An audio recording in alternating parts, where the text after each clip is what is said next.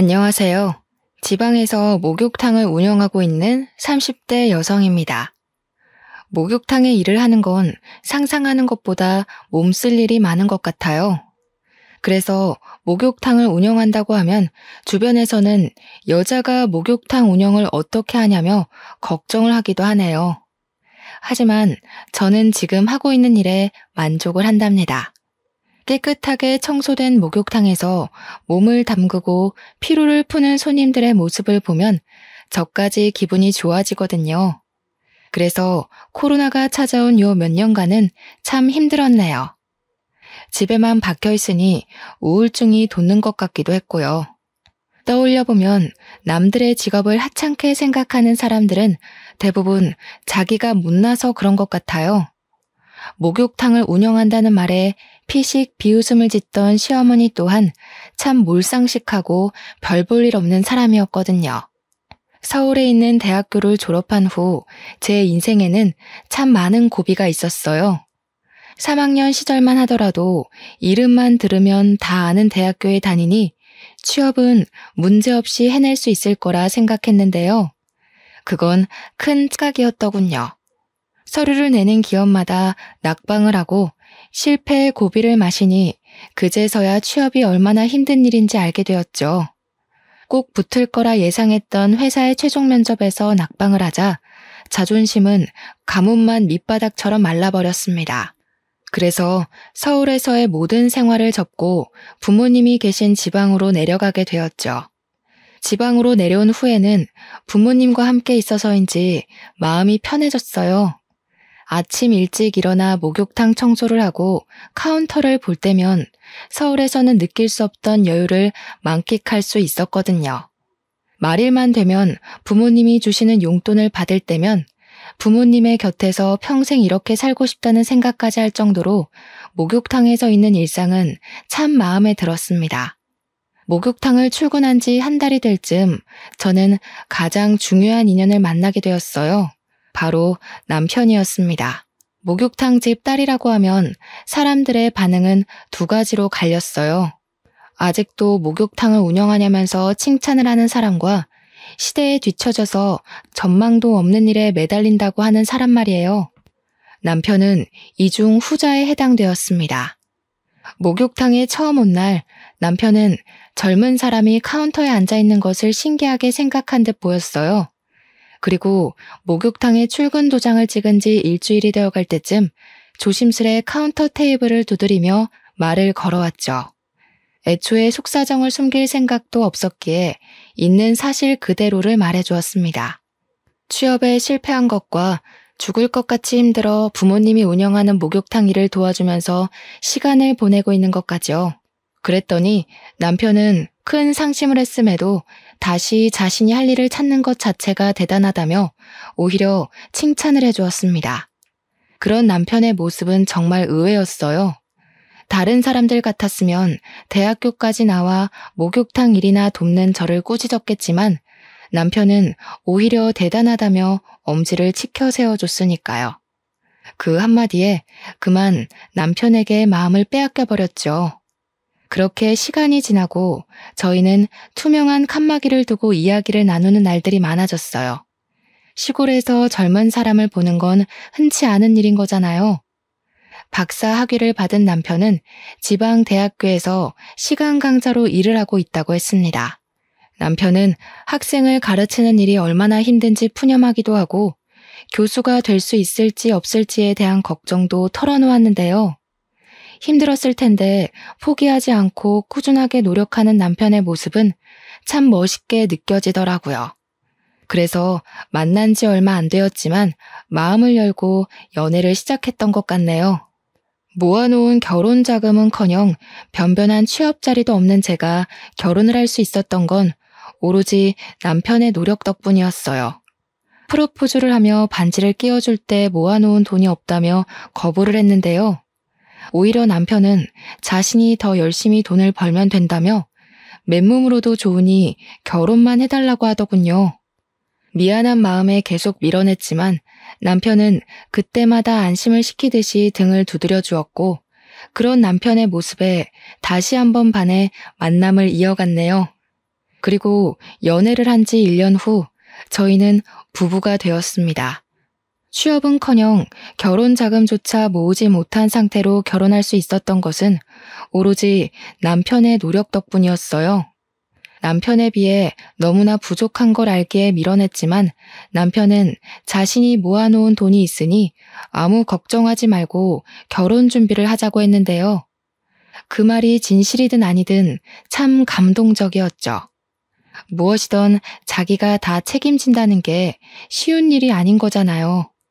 그래서 남편을 믿기로 굳게 마음을 먹었어요. 결혼 준비를 하면서 알게 된 사실은 시부모님이 굉장한 부자라는 사실이었습니다. 검사로 일하던 시아버지께서는 은퇴 후 이름만 대면 알만한 로펌으로 이직을 하셨고, 시어머니께서는 시아버지의 명의의 건물을 관리하면서 취미로는 그림을 그린다고 하시더군요. 남편이 있는 집 자식이라는 것을 알게 되자 부모님께서는 오히려 걱정을 하며 발만 동동 구르셨어요. 목욕탕을 하는 저희 집을 이해하지 못할 거라면서요. 어머니께서는 걱정으로 밤잠까지 설치시며 남편과의 결혼을 말리셨죠. 시어머니께서 고된 시집살이를 시킬 거라면서요. 부모님의 반대는 심했지만 그럼에도 남편과 결혼을 하고 싶었습니다. 어떤 일이 닥쳐온다고 해도 남편과 함께하고 싶었는걸요. 솔직히 고민이 되는 것은 사실이었어요. 하지만 시부모님께서는 제 생각과 달리 환한 얼굴로 저를 맞아주셨죠. 한술 더 떠 시아버지께서는 만나는 여자가 없어 걱정이었는데 이렇게 예쁜 며느리감을 데리고 왔다면서 기뻐하셨습니다. 그렇게 시부모님의 배려와 남편의 사랑 덕분에 분에 넘치는 결혼식을 하게 되었어요. 결혼 후 남편과 함께 다시 서울로 올라오게 되었죠. 그동안 지방대학교에서 일하던 시간 강사 기간이 끝났거든요. 서울에서 올라온 후로는 시댁에서 살게 되었는데요. 시부모님의 배려 덕분인지 참 편안한 일상을 보낼 수 있었네요. 시아버지께서는 무뚝뚝하기는 했지만 퇴근을 하실 때면 제가 좋아하는 맛의 치킨을 사다 주셨어요. 부모님보다 더 신경을 써주시니 너무 감사하면서도 한편으로는 돈만 먹는 돈벌레가 된 것 같아 기분이 썩 좋지는 않았습니다. 그래서 그림 작업에 열중하고 있는 시어머니를 대신해 집안일을 하려 옷소매를 걷어붙였죠. 하지만 설거지라도 할라치면 작업실에서 뛰어나온 시어머니께서는 그마저도 못하게 하셨어요. 집안일을 하는 가정부도 따로 있는데 왜 몸상하게 일을 하냐면서요.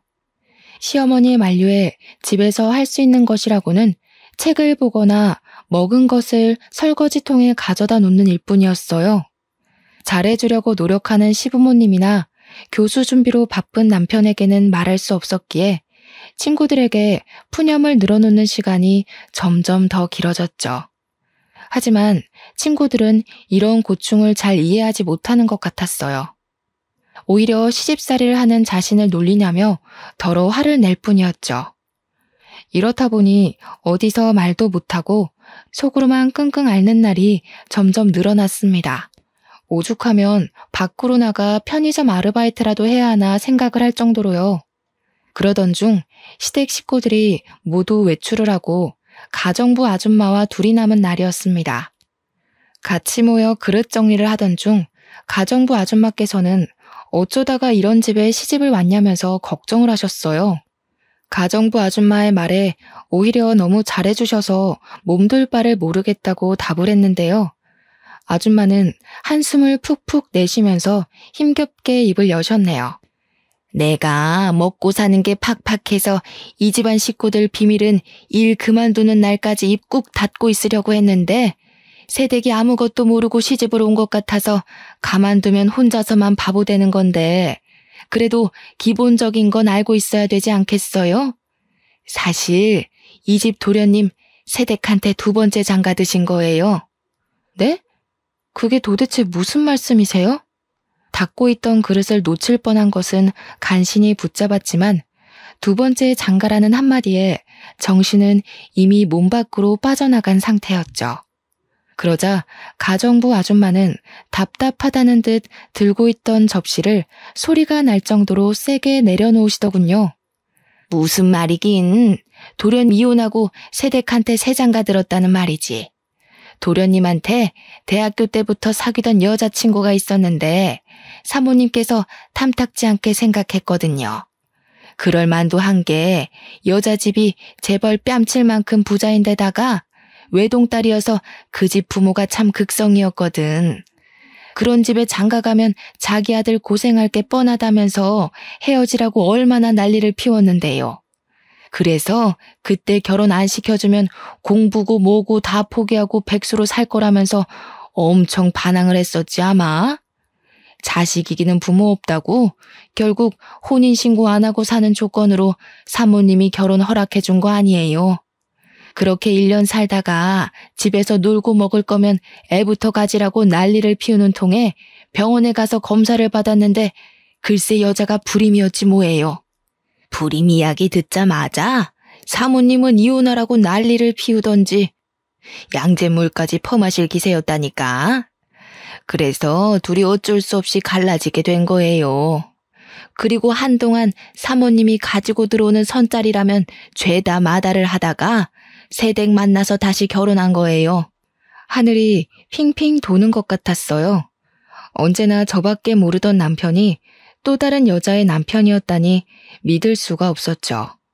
창백해진 안색이 걱정이었는지 가정부 아줌마께서는 소파까지 부축을 해주셨고요. 내가 괜히 오지랖만 부려서 새댁 힘들게만 했나 보네. 미안해요. 나는 그냥 혼자서만 모르는 것 같아서 알려주려고 그런 건데. 혹시 오해할까봐 말하는 거지만 나는 새댁 이혼하길 바라지 않아요. 새댁 집도 그렇게 넉넉한 형편은 아니라면서요.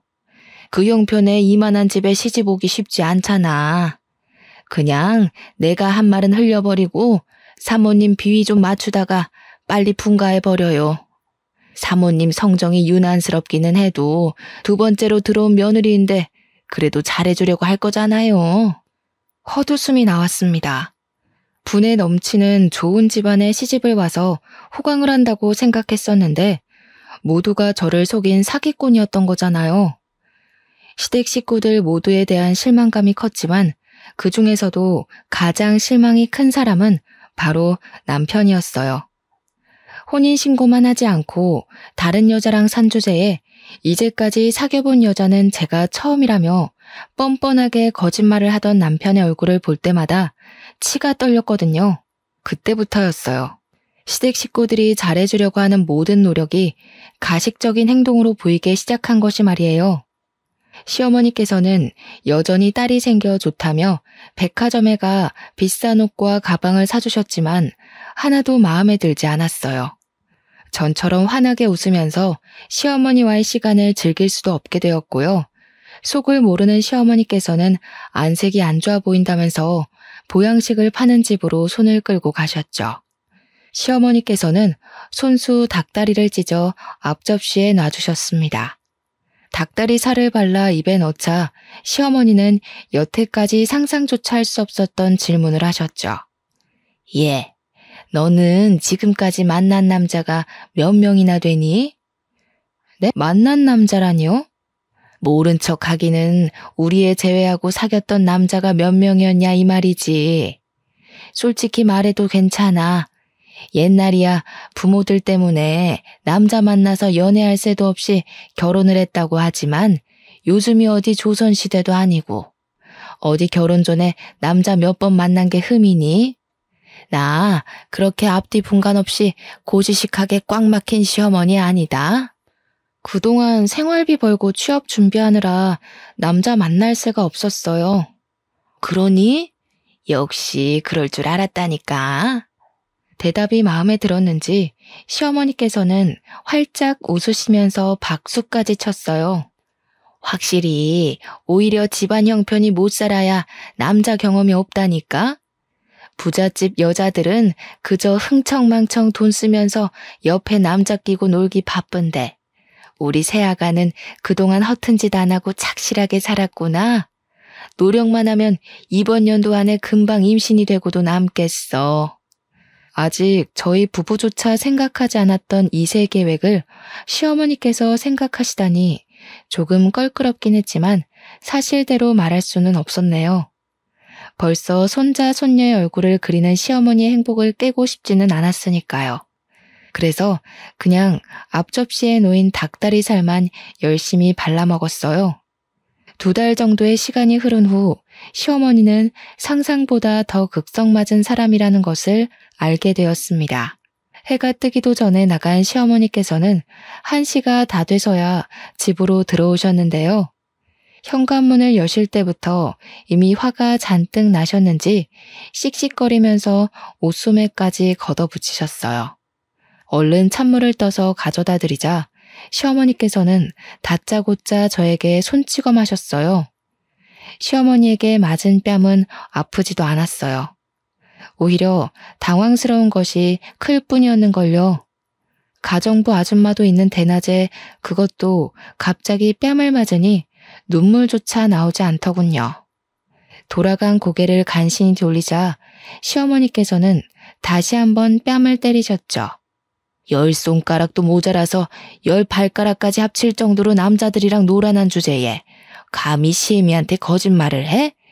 집이 못 살아도 그 몸뚱이 하나 깨끗할 거라고 믿고 데리고 왔더니 남들이 쓰고 버린 행주를 며느리라고 들였어. 귀한 우리 아들한테 어쩜 이런 쓰지도 못할 행주 쪼가리가 달라붙었는지. 갑자기 왜 이러는 거예요? 이유라도 알고 맞아야 억울하지라도 않죠.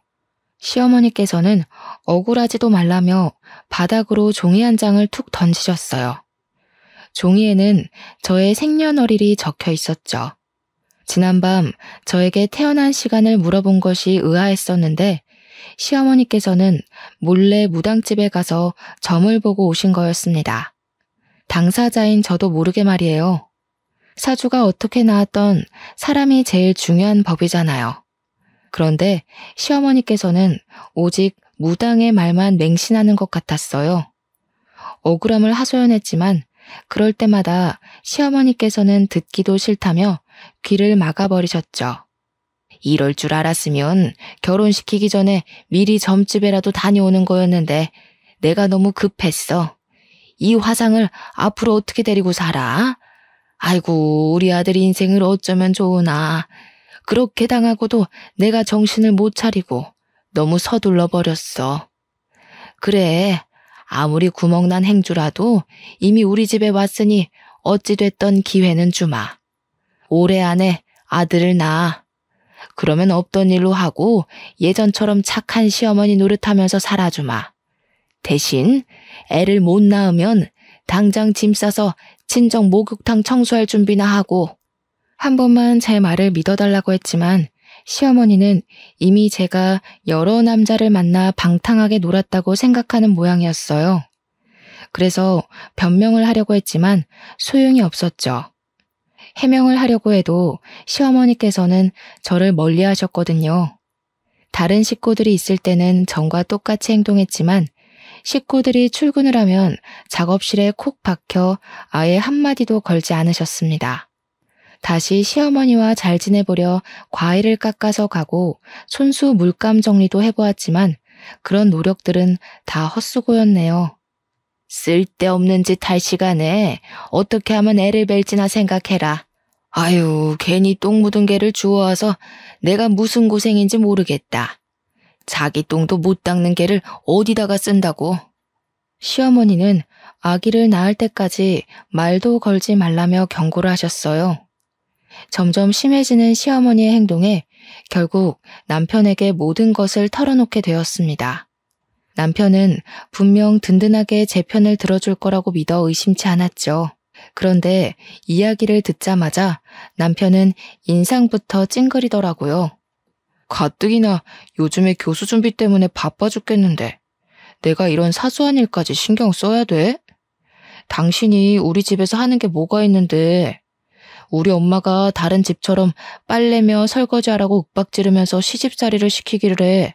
아니면 나가서 돈이나 벌어오라고 내가 당신을 닥달하기를 해. 그냥 집에서 쉬면서 어머니 비위 맞춰드리기만 하면 되잖아. 그게 그렇게 어려워?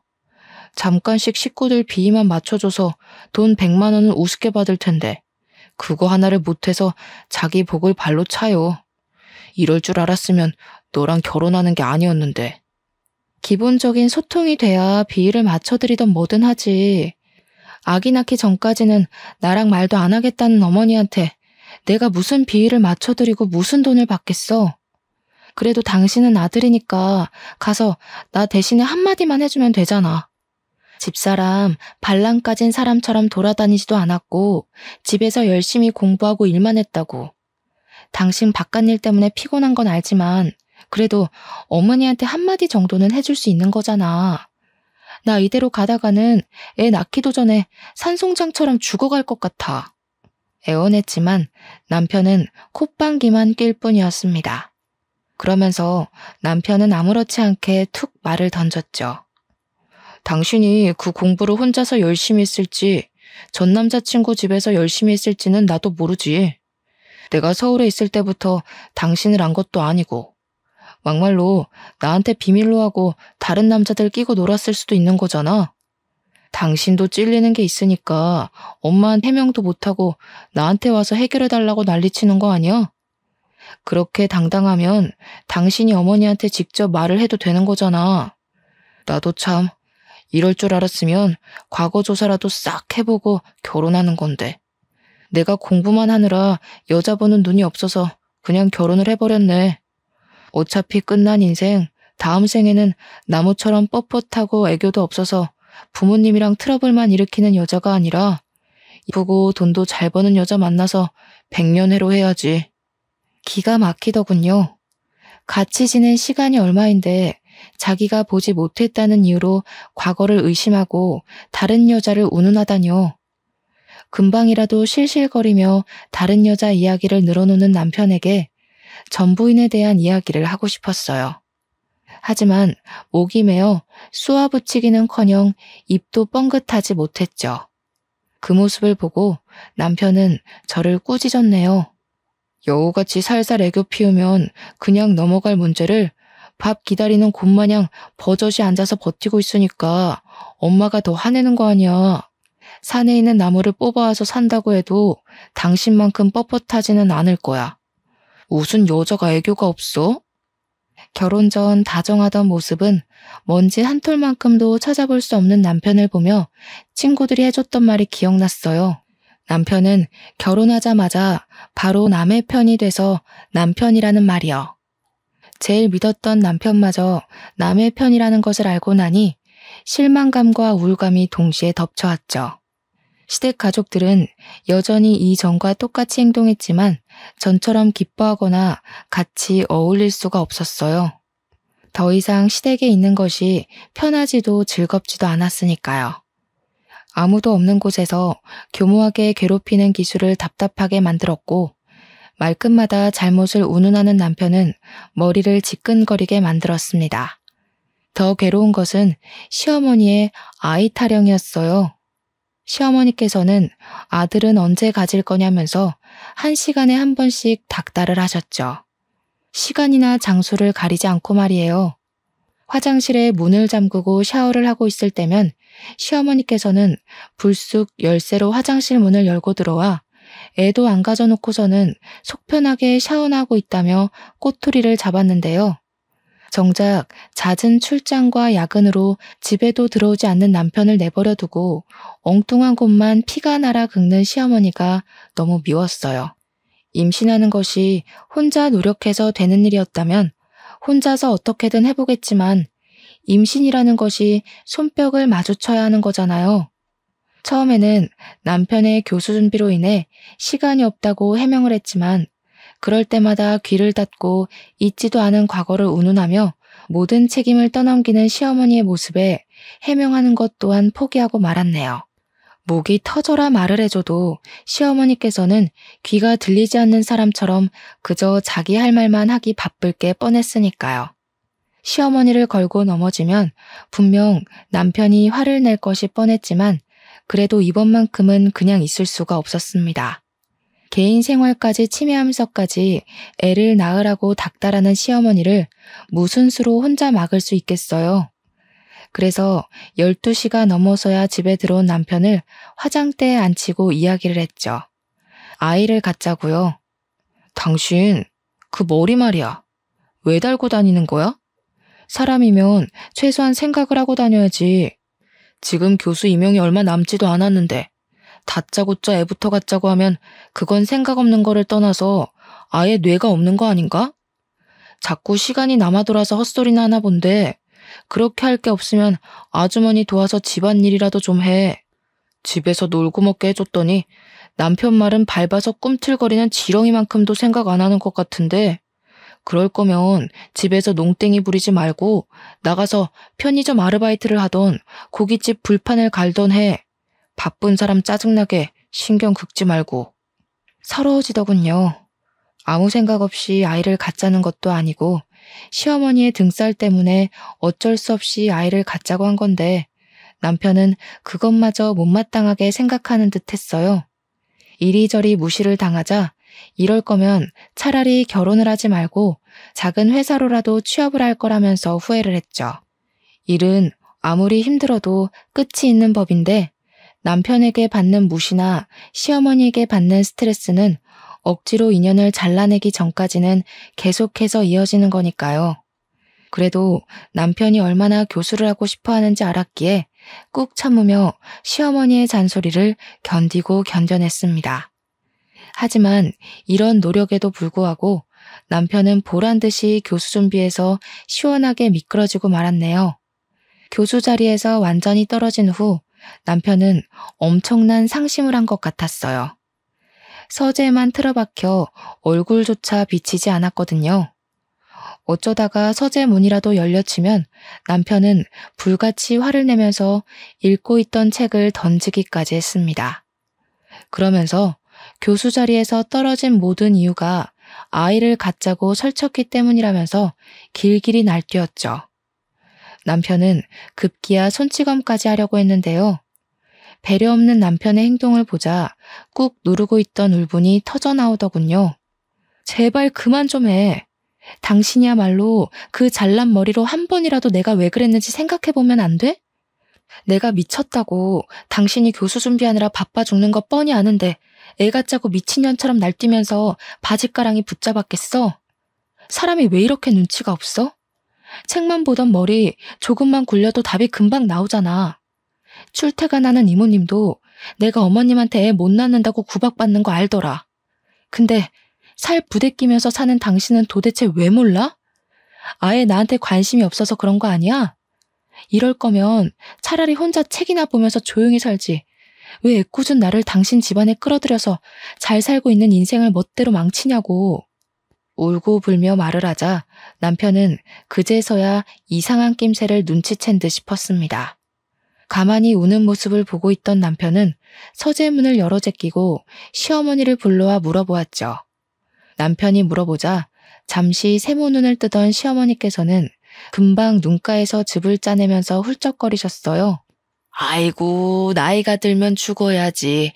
새아가한테 그렇게 너 안 바쁠 때 눈치껏 말하라고 했더니 기어코 일을 저질렀구나.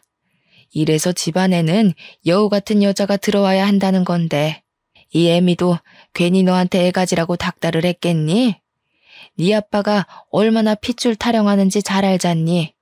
손주가 없으면 네 앞으로 점 찍어놓은 건물 사회 환원해버리겠다고 하는데 어쩔 수 있니? 아휴, 아무리 돈이 급했어도 우리 아들 속사정 봐가면서 밀어붙였어야 되는데 그저 애미가 죄인이다 죄인이야. 그런 일이 있었으면 나한테 진작 얘기해줬어야지. 나는 엄마가 그런 줄도 모르고 괜히 화만 냈잖아. 앞으로는 내가 잘할 테니까 너무 울지 마. 서로를 끔찍이도 생각하는 두 모자를 보자 금방까지만 해도 눈가에 매달려 있던 눈물까지 쏙 들어가는 걸 알 수 있었습니다. 정작 상처받은 장본인은 바로 앞에 있는데 남편과 시어머니는 자신들이 상처를 받은 것 마냥 서로를 보듬어주고 있었어요. 정말 어이가 없었죠. 저는 그저 아이를 담을 그릇 정도로만 생각하는 남편과 시어머니가 소름 끼쳤고요. 그 후 시어머니와 남편은 유난을 떨면서 아이를 가지라고 난리를 피웠어요. 시어머니께서는 아들을 낳는 비법이라며 매일 아침마다 굵은 소금으로 머리를 감으라고 닥달했고, 남편은 함부로 음식을 먹으면 안 된다면서 가정부 아줌마를 들들 볶았죠. 그 결과 저는 매번 비린맛이 그대로 날 정도의 싱거운 나물 요리만 먹어야 했고요. 매번 굵은 소금으로 머리를 감아 상처가 난 두피 여기저기에서는 피가 나고 제대로 먹지 못한 몸은 점점 말라가기만 했는데요. 그보다 더 힘든 것은 일상이 된 간섭에 정신이 점점 더 피폐해지는 것이었죠. 그래서 더욱더 아이를 원하지 않게 되었어요. 아이를 가진다면 간신히 기르고 있던 손톱만큼의 제 자신이 깎여 나갈 것 같았거든요. 하지만 신은 참 너무한 것 같았습니다. 기어코 간신히 붙잡고 있던 것마저 깎아내며 뱃속의 아이를 점지해 주셨거든요. 임신을 한 후 가장 기뻐한 것은 시아버지였어요. 시아버지께서는 아직 코딱지만큼도 안 되는 아이의 초음파 사진을 보면서 무슨 일이 있어도 꼭 변호사나 의사처럼 큰일을 하는 사람으로 키울 거라면서 호언장담을 하셨죠. 그러면서 대뜸 성별부터 물어보시더군요. 아직 알 수 없다고 말을 하자 시아버지께서는 하늘이 두 쪽 나도 아들일 거라면서 호언장담을 하셨습니다. 그래서 딸일 수도 있다고 말씀을 드렸어요. 그러자 시아버지께서는 절대 딸일 리가 없다며 불같이 화를 내셨고요. 아들, 딸을 차별하는 시아버지의 모습에 큰 충격을 받았죠. 그나마 시댁에서 정상이라고 생각했던 시아버지마저 정상이 아닌 거잖아요. 임신 소식을 알린 후부터 시댁 식구들은 오직 제 배만 쳐다보았습니다. 시댁 식구들은 조금이라도 움직일라 치면 아이에게 가만히 앉아 있으라면서 호들갑을 떨었어요. 그러면서 태아에게 좋은 5만 가지의 음식은 모두 먹기를 강요하셨죠. 그 중에서도 제일 먹기 힘들었던 것은 장어즙이었어요. 입덧으로 물냄새만 맡아도 구역질이 올라오는 상태에서 역하고 비리기까지 한 장어즙을 먹으라고 하는 것은 고문과도 같았죠. 다른 것은 그나마 코를 막고 먹을 수라도 있었지만 장어즙은 코를 막아도 역한 냄새가 입안에 감돌았기에 절대 먹을 수가 없었죠. 그래서 어느 순간부터 시댁 식구들의 눈을 피해 화장실이며 싱크대에 장어즙을 버리는 것은 일상이 되어버렸습니다. 하지만 그마저도 오래가지는 못했네요. 싱크대에 장어즙을 버린 것을 시어머니에게 들켜버렸거든요. 절대로 못 먹겠다고 선포를 하자 시어머니는 다 아이를 위한 것이니 참고 먹으라면서 억지로 입안에 장어즙을 들이부었는데요. 이상하게 장어즙을 먹은 후부터는 온몸에 두드러기가 올라왔고 기도는 숨을 쉬지도 못할 정도로 부풀어 오르더군요. 그래서 바로 남편에게 말을 한 것이고요. 원래 몸에 좋은 보약은 먹을 때나 먹고 나서 고통스러운 법이야. 너는 엄마가 되어가지고 자식 위해서 그 정도도 못 참는 게 말이 되니? 다른 엄마들은 몸이 아파도 뱃속에 애 잘못될까봐 아픈 것도 꾸역꾸역 잘 참는다는데 홀몸도 아니면서 너는 어떻게 다짜고짜 병원부터 가자는 말을 할 수가 있니? 나는 너같이 모성이 없는 애 뱃속에 있는 우리 손자가 너무 불쌍하다.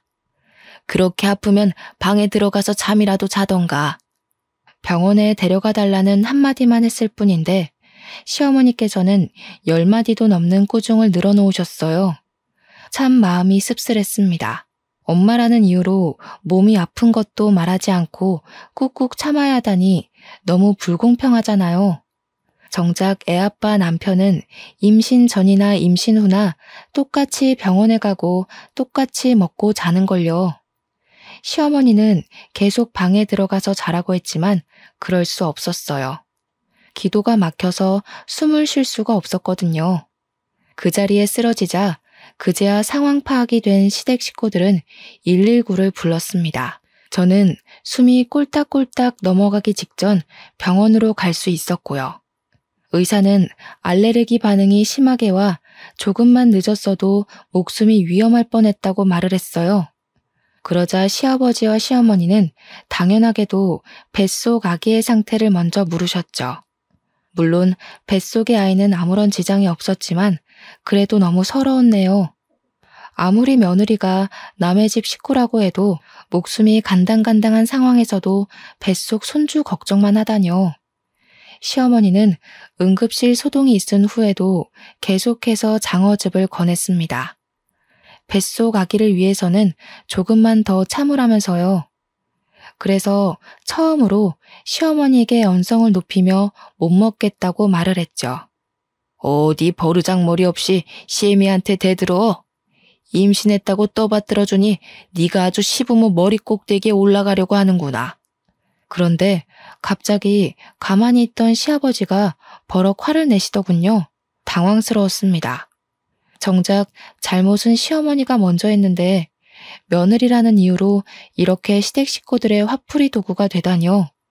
처음에는 당황스러웠지만 남편의 말을 듣고 나니 시아버지께서 왜 그렇게 시어머니에게 쩔쩔매시는지 알겠더라고요. 시아버지께서도 처음에는 부자가 아닌 평범한 집안의 아들이었다고 했습니다. 오히려 부모님이 일찍 돌아가셔서 부자는커녕 어려운 형편 속에서 공부를 하고 학교를 다녔죠. 그러던 중 시아버지의 부동산 투자로 성공을 하고 그때부터 집안에 돈이 들어왔다고 해요. 시아버지께서도 형 옆에서 도움을 많이 받았고요. 그러다 시아버지의 형은 말년에 뇌졸중으로 쓰러지시고 아예 거동을 못하셨는데요. 아내 되는 분은 병간호를 하기 싫다면서 아픈 남편을 버리고 야반 도주를 했죠. 그때 시어머니께서는 도망간 아내분을 대신해 지극정성으로 시아버지의 형을 간호한 것이었습니다. 그 모습에 감동한 시아버지께서도 돌아가시기 직전 모든 재산을 증여해 주신 거고요. 자식이 없었기에 가능한 일이었습니다. 시아버지께서는 이 집에서 붙어 살고 싶으면 시어머니가 하는 모든 말에 복종하면서 살라고 했어요. 그 말을 듣는데 참 원통하더군요. 그때 깨달았죠. 아무리 노력해도 저는 아이를 낳아주는 객식구일 뿐 진짜 가족은 되지 못하겠구나 하고요. 그래서 착한 며느리를 그만두기로 결심했습니다. 어차피 아무리 잘해보려 노력해도 돌아오는 것은 아무것도 없으니까요. 휴식이 필요하다는 이유로 친정에 가겠다고 선포를 했는데요. 처음에는 개거품을 물면서 반대하던 시아버지와 시어머니도 뱃속의 아이가 딸이라는 말을 하자 언제 난리를 피웠냐는 듯 흔쾌히 다녀오라고 말을 하더군요. 친정에 간 후로는 처녀 때와 똑같은 일상을 보냈어요. 아침 일찍 일어나 부모님의 일손을 도운 후 목욕탕 카운터에서 계산을 하고 수건과 번호키를 나눠주었죠. 시댁에 있을 때와는 비교할 수 없을 정도로 몸을 움직이는 일들이 많았지만 정신만은 그 어느 때와 비교할 수 없을 정도로 편안했습니다. 그러던 중 언제부턴가 노숙자 한 명이 목욕탕 앞을 서성거리며 왔다 갔다 거렸어요. 처음에는 그냥 넘어갔지만 일주일 넘도록 목욕탕 앞에서 기웃거리다 보니 호기심이 들었죠. 그래서 왜 목욕탕 앞을 서성거리냐고 물어본 것이고요. 목욕을 하고는 싶지만 3,000원밖에 없어서 목욕탕 앞을 서성거리기만 한다고 대답을 했습니다. 모든 노숙자에게 다 그런 것은 아니었지만 유난히도 그 사람은 딱한 생각이 들더군요. 그래서 부모님에게 사정을 말하고 목욕을 할 수 있도록 도와주었죠. 샤워를 하고 나오니 노숙자의 얼굴은 부잣집 사모님처럼 기품이 넘쳤어요. 밖에서 떠들이 생활을 한 이유를 물어보자 노숙자의 눈가는 이미 촉촉해져 있었네요. 나도 처음부터 노숙자처럼 떠돌이 생활을 한 건 아니에요. 나도 결혼해서 평범하게 살고 있었어요. 근데 어느 날 남편이 미국 여행을 보내줘서 갔다 와 보니 이미 가족들은 이사를 간 직후더라고요. 너무 당황스러워서 연락을 해보려고 했는데 이미 연락처는 다 바꾼 상태였죠. 친정 식구들이 있었으면 수소문해서라도 남편을 찾아내서 위자료라도 받아냈을 텐데 친정 식구들도 없고 친구들도 없어서 지금까지 그냥 도망간 남편 원망만 하면서 이러고 살고 있네요. 노숙자의 사정은 참 딱했습니다. 부모님도 저랑 같은 생각이었고요. 그래서 노숙자에게 목욕탕 끝쪽에 있는 쪽방에서 지낼 수 있게 한 후 목욕탕 일손을 도와주는 대가로 월급을 드렸죠. 노숙자는 오갈 데 없는 자신을 먹여주고 재워주는 것만으로도 감사한데 이렇게 월급까지 주니 감사해서 몸둘 바를 모르겠다고 했어요. 노숙자는 저희 식구들을 은인이라고 생각했지만 그렇지만도 않았어요. 노숙자는 손도 야무지고 일머리도 좋아서 오히려 저희가 노숙자의 덕을 더 많이 보았거든요. 그렇게 막달까지 노숙자의 도움 덕분에 친정에서 편하게 지냈네요. 그러던 중 출산일이 다가오자 시어머니는 귀신같이 전화를 걸어서 빨리 서울로 올라오라고 닥달을 했습니다. 친정에 더 있고 싶은 마음이 굴뚝 같았지만 제대로 된 산부인과도 없는 곳에서 아이를 낳을 수는 없었기에 서울로 올라갈 수밖에 없었어요. 다음 날 버스표를 예매하려고 하는데 웬일로 남편이 목욕탕 앞에 와 있더군요. 하지만 기뻐할 새도 없이 남편은 또 혀를 함부로 놀렸죠. 남편은 돈 버느라고 밖에 나가서 개고생을 하는데 임신한 당신은 친정으로 홀랑 가서 양껏 먹고 늘어지게 자고 아주 편했겠어? 얼굴에 살 올라온 것 봐. 세상 여자들이 전부 임신했다고 당신처럼 퍼져서 뒤룩뒤룩 살찌는 건 아닐 텐데. 나랑 같이 맞벌이 할 거 아니면 당신도 애 키우면서 틈틈이 운동도 하고 집안일도 좀 하고 그래. 그동안 나는 우리 식구들 때문에 잘 먹고 잘 놀았잖아. 이제는 정신 차리고 일할 때도 됐지. 당신 애 낳고 나면 가정부도 그만 나오라고 할 거니까 그런 줄 알고 미리 집에 가서 집안일 어떻게 할지 가정부 아줌마한테 보고 배워. 너무 어이가 없어서 웃음이 나올 정도였습니다. 그동안 시댁 식구들 때문에 힘들어 우울증까지 온 사람한테 편하게 지냈다뇨. 예전에는 어차피 이해하지도 못하는 남편에게 말해봤자 입만 아프다고 생각했었지만 그럴수록 힘들어지는 건 저뿐이라는 걸 알았어요. 그래서 지금까지 시댁에서 지내면서 불편하고 힘들었던 것들을 다 쏟아내었죠. 그 머리로 도대체 어떻게 공부를 했나 몰라. 내가 시댁에서 지내면서 얼마나 초췌해져 가는지 제일 가까이 본 사람 입에서 그동안 편하게 지냈다는 이야기가 나와.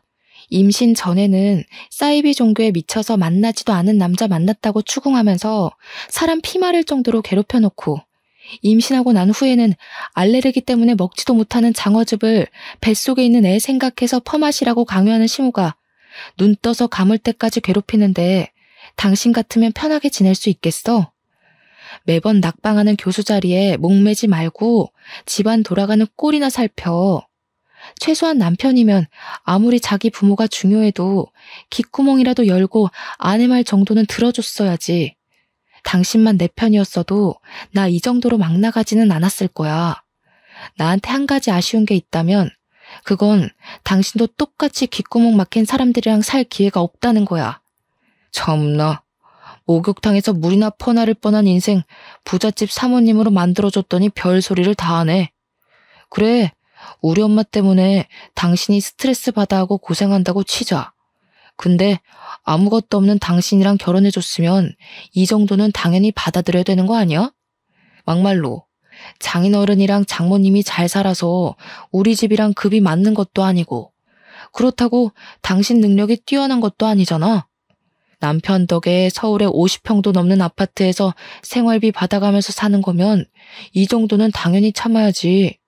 낮에는 사람 면전에 대고 아무렇지도 않게 흉보는 시어머니 막말 참고 밤만 되면 인상 찡그리고 들어와서 살에 걸린 것도 내 탓하는 남편 성질 받아내면서 3년 넘게 살았어. 근데도 내가 더 참아야 할 게 있어? 나 어머니랑 당신 얼굴만 봐도 구역질이 나서 시댁에 있는 동안 밥 한 술도 마음대로 못 먹으면서 살았어. 잘난 당신이랑 어머니 비위 맞추느라. 내가 목욕탕 집 딸인 게 당신네 식구들 욕바가지 될 정도로 잘못된 일인 거야? 애초에 이럴 거면 결혼하자는 말을 꺼내질 말던가. 이제야 말하는 거지만 나야말로 당신 인생 구제해준 거 아닌가? 이혼해서 쳐다도 안 보는 별 볼 일 없는 남자랑 살아준 거잖아.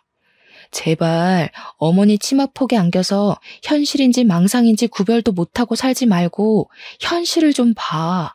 나니까 그동안 당신네 식구들 비위 맞추면서 살아준 거지. 다른 여자 데려왔어 봐. 금방 도망가다 못해 어머니한테 피해 보상금 내놓으라면서 바락바락 대들기까지 했을걸? 이혼 이야기가 나오자 남편은 당황하는 눈치였어요. 그럴 수밖에 없었죠. 시어머니나 시아버지도 남편의 이혼에 대해서는 입도 뻥끗 안 했거든요. 이혼한 게 뭐? 내가 이혼을 20번이고 30번이고 했다고 쳐도 내세울 거라고는 달랑 낡아 빠진 목욕탕밖에 없는 당신보다야 100배 1000배 나아. 결혼정보회사만 가도 나랑 결혼하겠다고 줄 서는 여자가 널렸는데 당신은 나랑 이혼하면 재혼이나 제대로 할 수 있겠어? 재혼 상대가 남편 신경이나 긁는 쥐새끼인 줄 알았으면 나라도 밖에서 그냥 엄마가 뭐라고 떠들던 본처 데리고 사는 건데 조강지 쳐버리고 재혼한 내 잘못이지 누굴 탓하겠어? 이미 혼인신고까지 한 마당에 다시 과거로 돌아갈 수도 없으니까 당신은 그냥 내 옆에서 앞으로는 애엄마 노릇이나 하면서 쥐 죽은 듯이 살아. 자신이 이혼했음에도 잘못한 것을 아는 것은커녕 반성조차 안 하는 남편의 태도는 어이가 없었는데요. 더 기가 막힌 것은 남편의 행동이었습니다.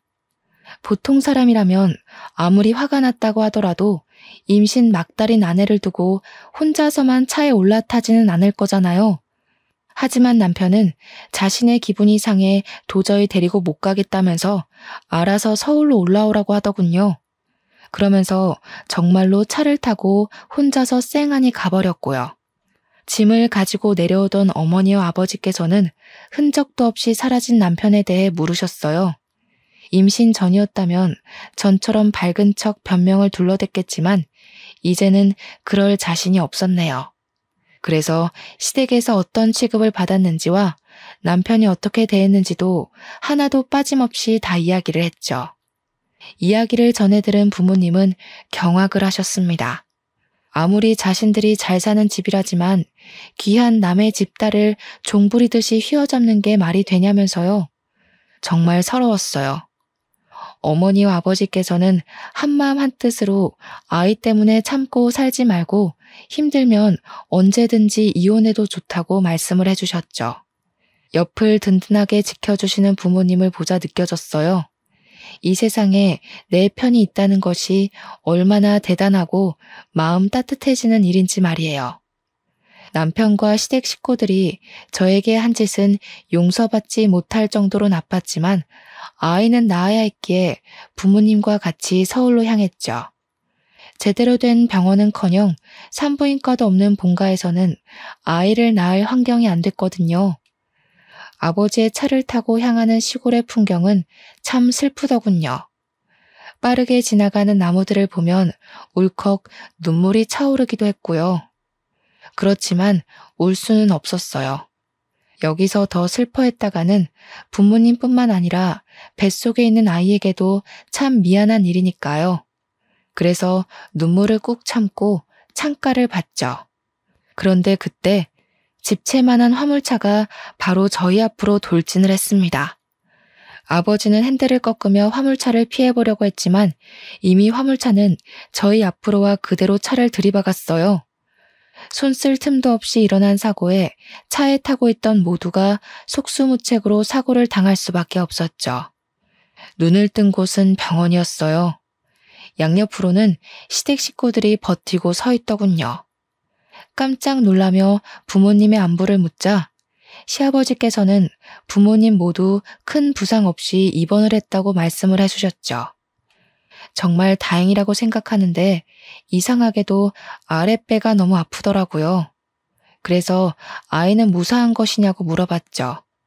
그러자 옆에 있던 남편은 우물쭈물하더니 아이는 유산됐다고 답을 했네요.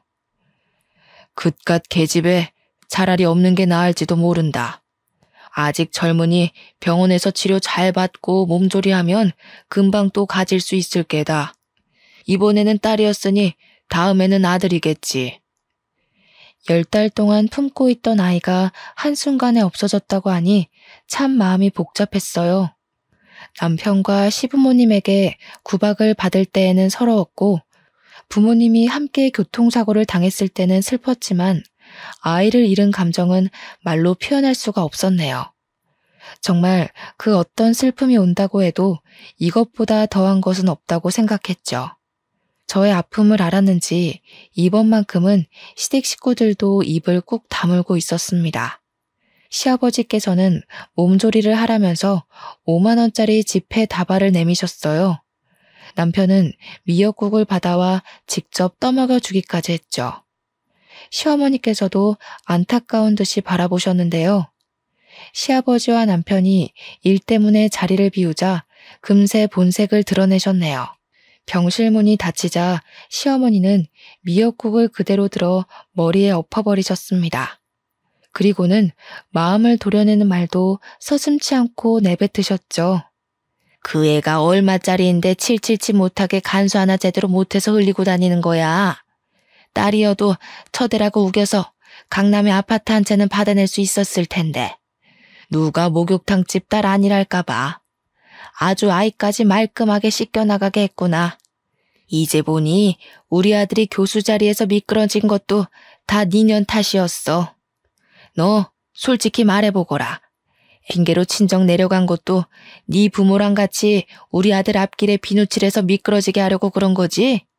요즘에 우리 집에 왜 이렇게 안 좋은 일이 많이 생기나 했더니 다 니년 탓이었었어. 지금은 내가 두 눈 시퍼렇게 뜨고 있어서 망정이지. 나중에 내가 없으면 얼씨구나 좋다구나 하고 우리 집 재산이며 우리 집 명성이며 씻겨 내려갈 텐데 너 같은 화상을 계속 우리 집 식구로 들 수는 없지. 긴 말 필요 없다. 이혼 절차 그런 거 다 필요 없이 그냥 짐만 싸서 나가. 어머니, 아들이 능력 없이 떨어진 걸 왜 제 탓을 하세요? 저 어머니가 목욕탕집 딸내미라는 거 걸고 넘어질 때마다 너무 어이가 없었어요. 저희 부모님이 도둑질하는 걸 가르치셔서 시댁 물건에 손을 댄 것도 아니고 시집 와서 한 거라고는 손바닥 뒤집듯 앞뒤 다른 어머니 비위 맞추면서 시집살 참은 게 다인데 그게 그렇게 못마땅하셨어요? 자꾸 이상한 이유로 걸고 넘어지시지 말고 그냥 없는 집 딸 주제에 귀한 외동아들 가로채간 게 마음에 안 든다고 솔직하게 말씀하세요. 근데 어머니도 참 웃기세요. 임신하라고 난리칠 때는 언제고 이제 와서 이혼이라뇨? 강요 안 하셔도 잘난 어머니 아들이랑 이혼은 할 건데요. 그래도 제가 그동안 어머니한테 당했던 수모 때문에 빈손으로는 못 나가겠네요. 차내고 싶으시면 양손에 달걀이라도 쥐어주세요. 그동안 언감생신 꿈에도 못 꿀 집에서 먹여주고 입혀준 것만으로도 감사해야지. 이래서 쥐새끼한테 부스럭이라도 쥐어주지 말라고 하는 건데 내가 착해도 너무 착했지. 싹수가 노란 걸 진작 확인하고 쥐덫을 놨어야 하는 건데. 너 같은 거한테는 지금 들고 있는 돈 봉투도 가분한 건데. 왜 이러세요? 당장 내놔. 애도 흘린 주제에 뭘 잘했다고 돈까지 탐내? 너같이 돼버러진 것한테 나는 10원 한 장 못 준다. 시어머니는 급기야 시아버지가 주신 돈 봉투까지 빼앗으려 했습니다. 힘을 주며 뺏기지 않으려고 했지만 그럴수록 돈 봉투를 잡고 있는 시어머니의 손에는 힘이 잔뜩 들어갔어요. 기필코 돈 봉투를 빼앗으려고 하는 시어머니의 손톱은 그대로 손등을 파고들며 생채기를 냈고요. 어머니 논리대로라면 제가 유산한 것도 다 그이 때문이죠. 그이가 몇 마디 다퉜다고 성질 안 부리고 혼자 출발하는 일만 없었어도 제가 유산할 일도 저희 부모님이 다칠 일도 없었다고요. 이게 어디서 우리 아들을 걸고 넘어져? 남편의 이름이 나오자 시어머니는 손을 들어 올렸어요. 뺨을 내려치려는 게 분명했죠. 그 손 못 놔? 그때 노숙자가 호통치는 소리가 병실 안을 울렸습니다.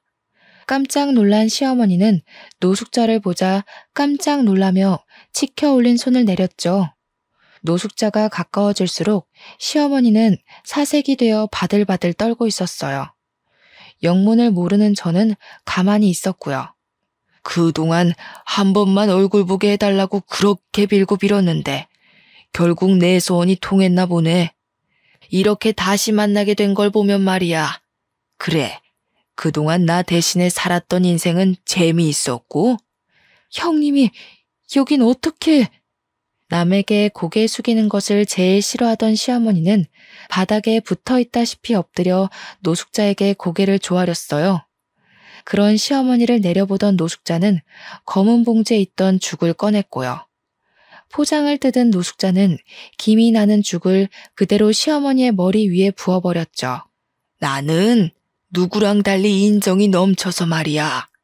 마지막 가는 길인데 귀한 보양식 정도는 머리에 엎어줄 수도 있지.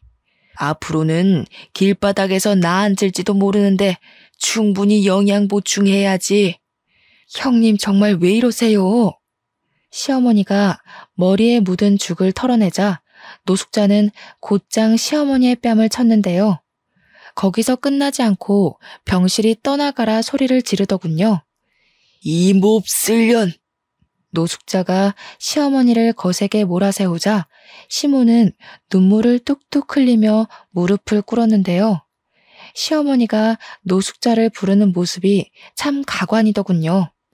형님이 머리 깎고 절에 들어가라면 들어가고 눈에 띄지 말라고 하면 집에 박혀서 쥐 죽은 듯이 살게요. 그러니까 이제 그만 화 푸시고 용서하세요. 지나간 과거 탓해봐야 뭐하겠어요. 다 용서하고 잘 사는 게 중요한 거잖아요. 노숙자는 자신의 인생을 내놓으라면서 시어머니의 멱살을 잡았어요. 그리고 그동안 시어머니가 꼭꼭 숨겨뒀던 진실이 밝혀졌네요. 노숙자는 시아버지가 그렇게 욕하던 형수였던 것이었죠. 시아버지는 형의 병수발을 들기 싫어하던 형수가 도망갔다고 알고 있었는데요. 사실은 그게 아니더군요. 형이 죽으면 모든 재산이 노숙자에 갈 것을 염려한 시어머니가 미국으로 여행을 보내준다며 거짓말을 한 후 노숙자를 내쫓고 자기가 그 자리를 차지했던 것이었어요. 노숙자는 당장 모든 사실을 시아버지에게 알릴 거라면서 시어머니의 핸드폰을 빼앗으려고 했어요. 시어머니는 차라리 자기를 죽이라면서 절대로 핸드폰을 빼앗기지 않으려고 했고요. 상황이 여의치 않아지자 노숙자는 당장 시아버지에게 전화하라고 말했습니다. 시어머니는 앞으로는 며느리 대접을 잘해줄 테니 절대 전화하지 말라며 어떻게 해서든 시아버지와 노숙자가 만나는 것을 방해하려고 했죠. 하지만 제가 시어머니의 말을 들을 이유는 없었어요. 그래서 바로 시아버지에게 전화를 걸었죠. 한 사람의 인생을 송두리째 빼앗은 시어머니를, 더더군다나 그동안 못된 짓만 일삼아온 시어머니를 감싸줄 이유는 없는 거니까요.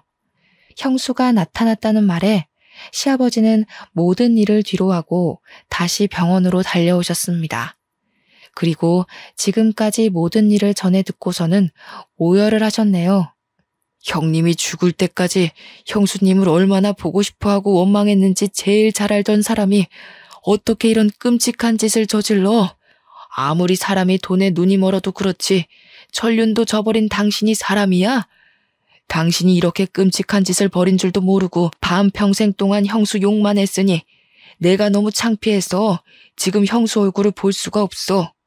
그 후 시아버지는 그동안의 일을 속죄한다면서 노숙자에게 자신의 재산 중 절반을 뚝 잘라 넘겨주었어요.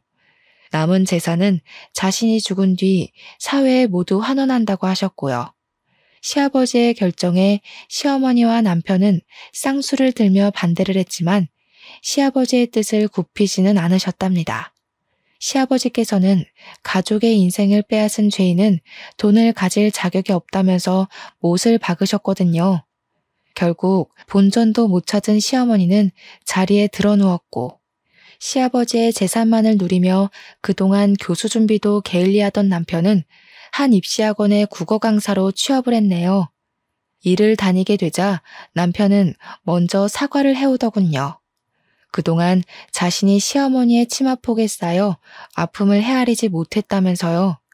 이번 일을 계기로 남편은 정말 자신이 무엇을 잘못했고 어떤 것을 바로잡아야 하는지 알게 된 것 같았지만 지금은 잠시 본가에 내려와 목욕탕 일을 도와드리고 있어요. 아직은 남편을 용서할 마음이 없거든요. 노숙자는 유산을 상속받은 후에도 계속 저희 부모님과 가깝게 지내면서 목욕탕 일을 도와주고 있는데요. 저희 가족들에게 보답을 하고 싶다면서 지방의 아파트를 한 채씩 사주었네요. 이런 걸 보면 신은 참 불공평한 것 같으면서도 공평한 것 같습니다. 권선징악에 대한 것이라면 더더욱요. 여러분께서는 저처럼 악한 사람을 만나지 않고 언제나 선한 사람만 만나며 평탄한 인생을 살길 바랄게요. 혹시라도 이미 악한 사람을 만나 마음고생을 하고 있다면 너무 걱정하지는 마시고요.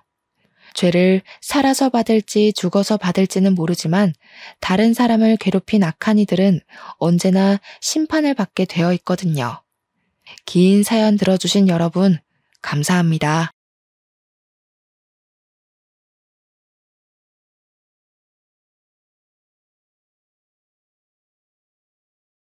안녕하세요. 지방에서 작은 빵집을 운영하고 있는 30대 여성입니다. 작년까지만 해도 아버지와 같이 운영하던 빵집을 혼자 운영하려니 어색하다 못해 아버지가 그리울 지경이네요. 아직도 빵 반죽을 하다가 뒤를 돌아 아버지를 부르기도 하는데요. 언제쯤이면 아버지에 대한 부재를 마음속에 묻을 수 있을지 의문이에요. 사연을 보내는 지금 이 순간에도 아버지가 보고 싶거든요. 아버지는 20살이라는 어린 나이에 가장이 되었습니다. 같은 대학교 동기와 사고를 친 아버지께서는 할아버지와 할머니의 만류에도 저를 선택하셨어요. 학교까지 그만두시면서 말이에요. 모범생이던 아버지의 반항에 할아버지와 할머니는 절연을 선언하셨다고 해요. 그 후 아버지께서는 혼자서 가장의 무게를 짊어지기 위해 수많은 노력을 했고요. 대학교를 중퇴한 아버지가 할 수 있는 일은 많이 없었죠. 더군다나 목도 못 가누는 신생아를 들쳐업고 다니는 아버지에게 일자리를 줄 사장은 많지 않았죠. 그래서 아버지는 중국집 배달일과 전단지 아르바이트를 병행하며 저를 키우셨습니다. 그러던 중 중국집 사장님께서는 아버지에게 요리를 배워볼 것을 권하셨어요. 재능이 있다면서 말이에요. 머리가 좋던 아버지께서는 한 번 본 요리 방법은 절대 잊지 않고 기억에 그대로 요리를 만드셨거든요. 중국집 사장님 밑에서 조리사로 일하던 아버지께서는 몇 달 후 제빵 학원에 등록해 빵 만드는 법을 배우셨어요. 배움이 빨랐던 아버지께서는 학원을 다닌 지 6개월 만에 제빵사 자격증을 취득하며 빵집에서 일을 하셨죠. 1년 정도 동네 빵집에서 일하던 아버지께서는 다음해 자신의 빵가게를 열었고요. 비록 어머니께서 출산 중 돌아가셔서 얼굴도 제대로 몰랐지만 아버지는 언제나 딸인 저를 1등으로 챙겨주셨기 때문에 어머니의 부재를 느낄 새가 없었어요.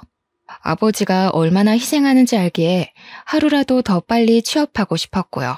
그래서 간호학과를 선택하게 된 것이었죠. 간호학과를 졸업하고 간호사가 된다면 돈도 많이 벌어 아버지의 부담을 충분히 덜어드릴 수 있을 테니까요. 다행히 성적이 좋았기 때문에 무리 없이 간호학과에 입학할 수 있었어요. 대학교에 입학한 후 앞으로의 인생에 꽃길만 펼쳐질 거라고 생각했죠. 하지만 큰 오산이었네요. 대학교를 졸업하고 대학병원에 취업하자마자 눈앞에 들이닥친 것은 고액의 연봉도 간호사라는 자랑스러운 타이틀도 아닌 선배들의 집단 따돌림과 뒷담화였습니다. 간호사 사이에서 선배들이 후배를 괴롭히는 것은 일종의 관례 같은 것이었지만 저는 그 정도가 유난히 심했어요. 제일 고참이던 선배에게 집중적으로 괴롭힘을 당했거든요. 선배는 인수인계조차 해주지 않은 채 환자에게 주사를 놓으라고 시켰는데요. 우물쭈물하자 선배는 빨리 주사를 놓으라며 재촉하기까지 했어요. 어쩔 수 없이 환자에게 주사를 놓았지만 주사 놓는 방법을 제대로 배우지 못한 탓에 환자의 혈관을 터뜨리고 의사에게 혼날 수밖에 없었죠. 그뿐만이 아니었습니다. 물이라도 마시려 하면 어디선가 불쑥 나타난 선배는 마시던 물도 빼앗으며 팔자가 늘어졌다며 비꼬기까지 했어요. 너무 억울하더군요. 이유도 모르고 당하니 화가 날 지경이었고요. 그래서 한날은 용기를 내 선배에게 직접 물어보았습니다. 왜 그렇게 맨날 괴롭히는지요? 그랬더니 돌아오는 선배의 대답이 더 과간이었네요. 야, 사람이 좋아하는데 아무 이유가 없듯이 나는 그냥 네가 아무 이유 없이 싫어. 굳이 한 가지 이유를 꼽자면 네 그 흐리멍텅한 눈이 싫다고 해야 하나? 너네 부모님도 참 불쌍하시다.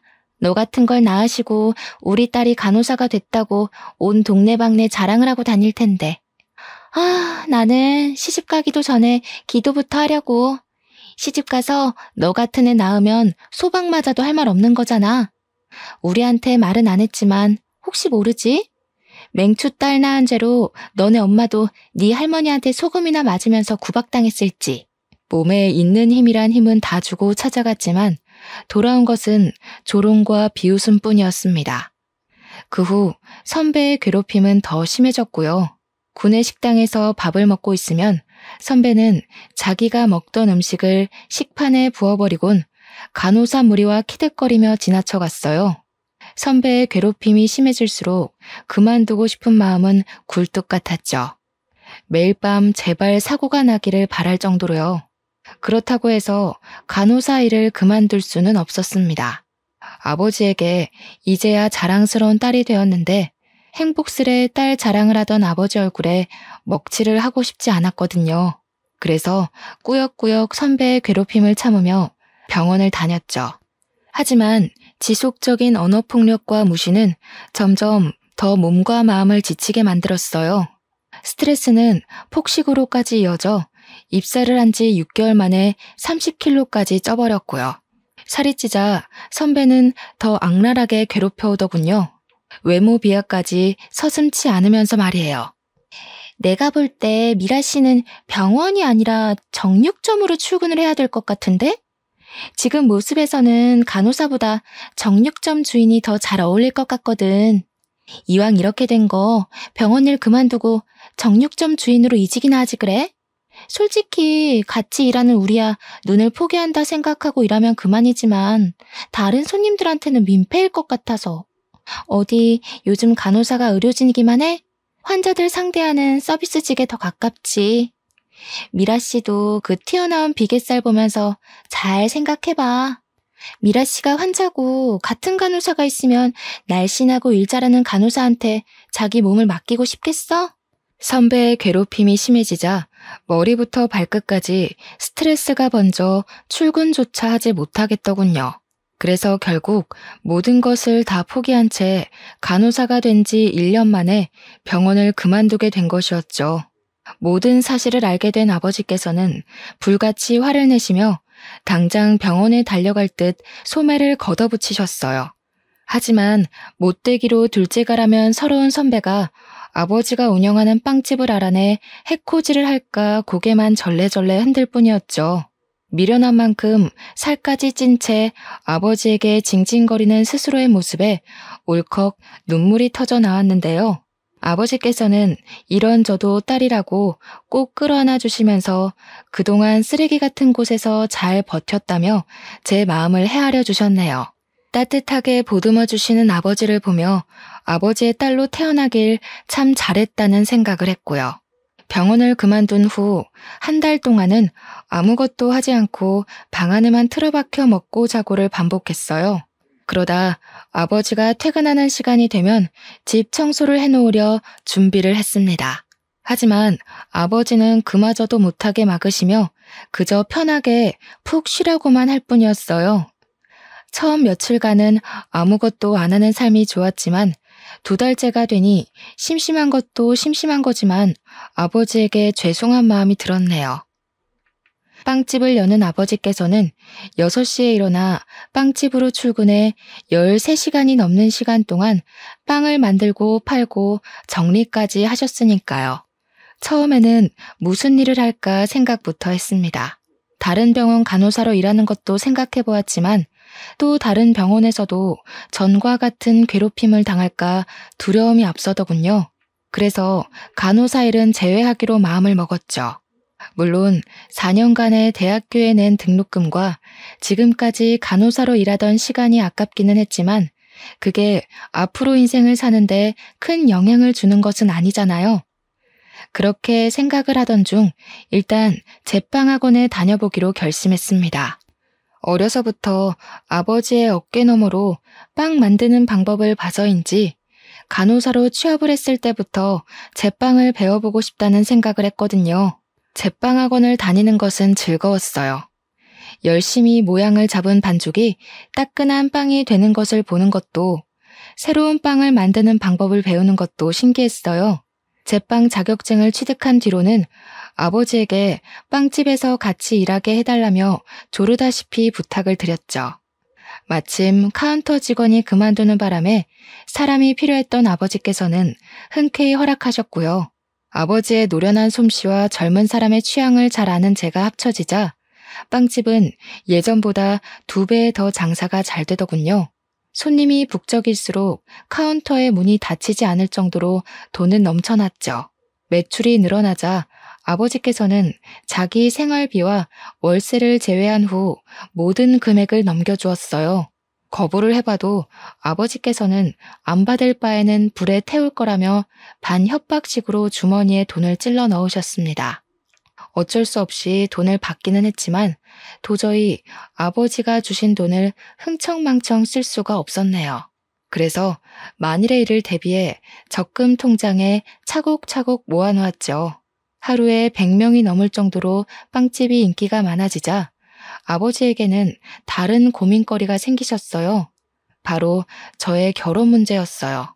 28살로 홍기가 꽉 찬 저를 보며 아버지께서는 제발 괜찮은 사람과 결혼을 했으면 좋겠다고 노래를 부르셨는데요. 그런데 며칠 후 거짓말처럼 호감을 표시하는 사람이 생기더군요. 빵집 단골 손님이던 남자는 어느 날 번호가 적힌 쪽지를 주고 갔죠. 바로 위층 학원에서 고등학교 영어 강사로 일하고 있는 남자는 통통하고 귀여운 제가 마음에 든다며 용기를 냈다고 했어요. 처음에는 사람에게 입은 상처가 커 남자를 밀어내려 했지만 남자는 끊임없이 자기의 마음을 표하며 근처를 서성였죠. 결국 남자의 적극적인 애정 공세로 만남을 시작한 만남은 결혼까지 생각하는 깊은 인연으로 변하게 되었습니다. 남자는 부모님이 빨리 돌아가셔서 중학생 때부터 3살 위의 누나와 함께 의지하며 살았다고 했어요. 오히려 그 점이 마음에 들었죠. 가족이 없는 아픔을 아는 남자라면 오히려 가족의 소중함을 더 잘할 거라고 생각했거든요. 그렇게 시간이 지나고 기다리던 상견례 날짜가 다가왔습니다. 아버지께서는 내색을 하지는 않으셨지만 상견례 자리가 무척 떨려 보이셨어요. 저 또한 예외는 아니었고요. 아직 얼굴을 보지는 않았지만 남자의 누나라면 좋은 관계를 맺을 수 있다고 생각했네요. 서로 같은 아픔이 있는 사람들끼리는 더 빨리 친밀감을 쌓는 법이잖아요.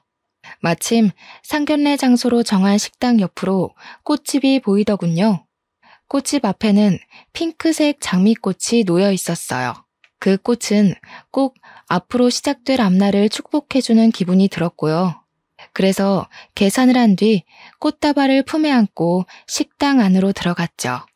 은은하게 퍼지는 장미 향기를 맡으며 앞으로의 앞날이 봄날이 펼쳐질 거라고 확신했습니다.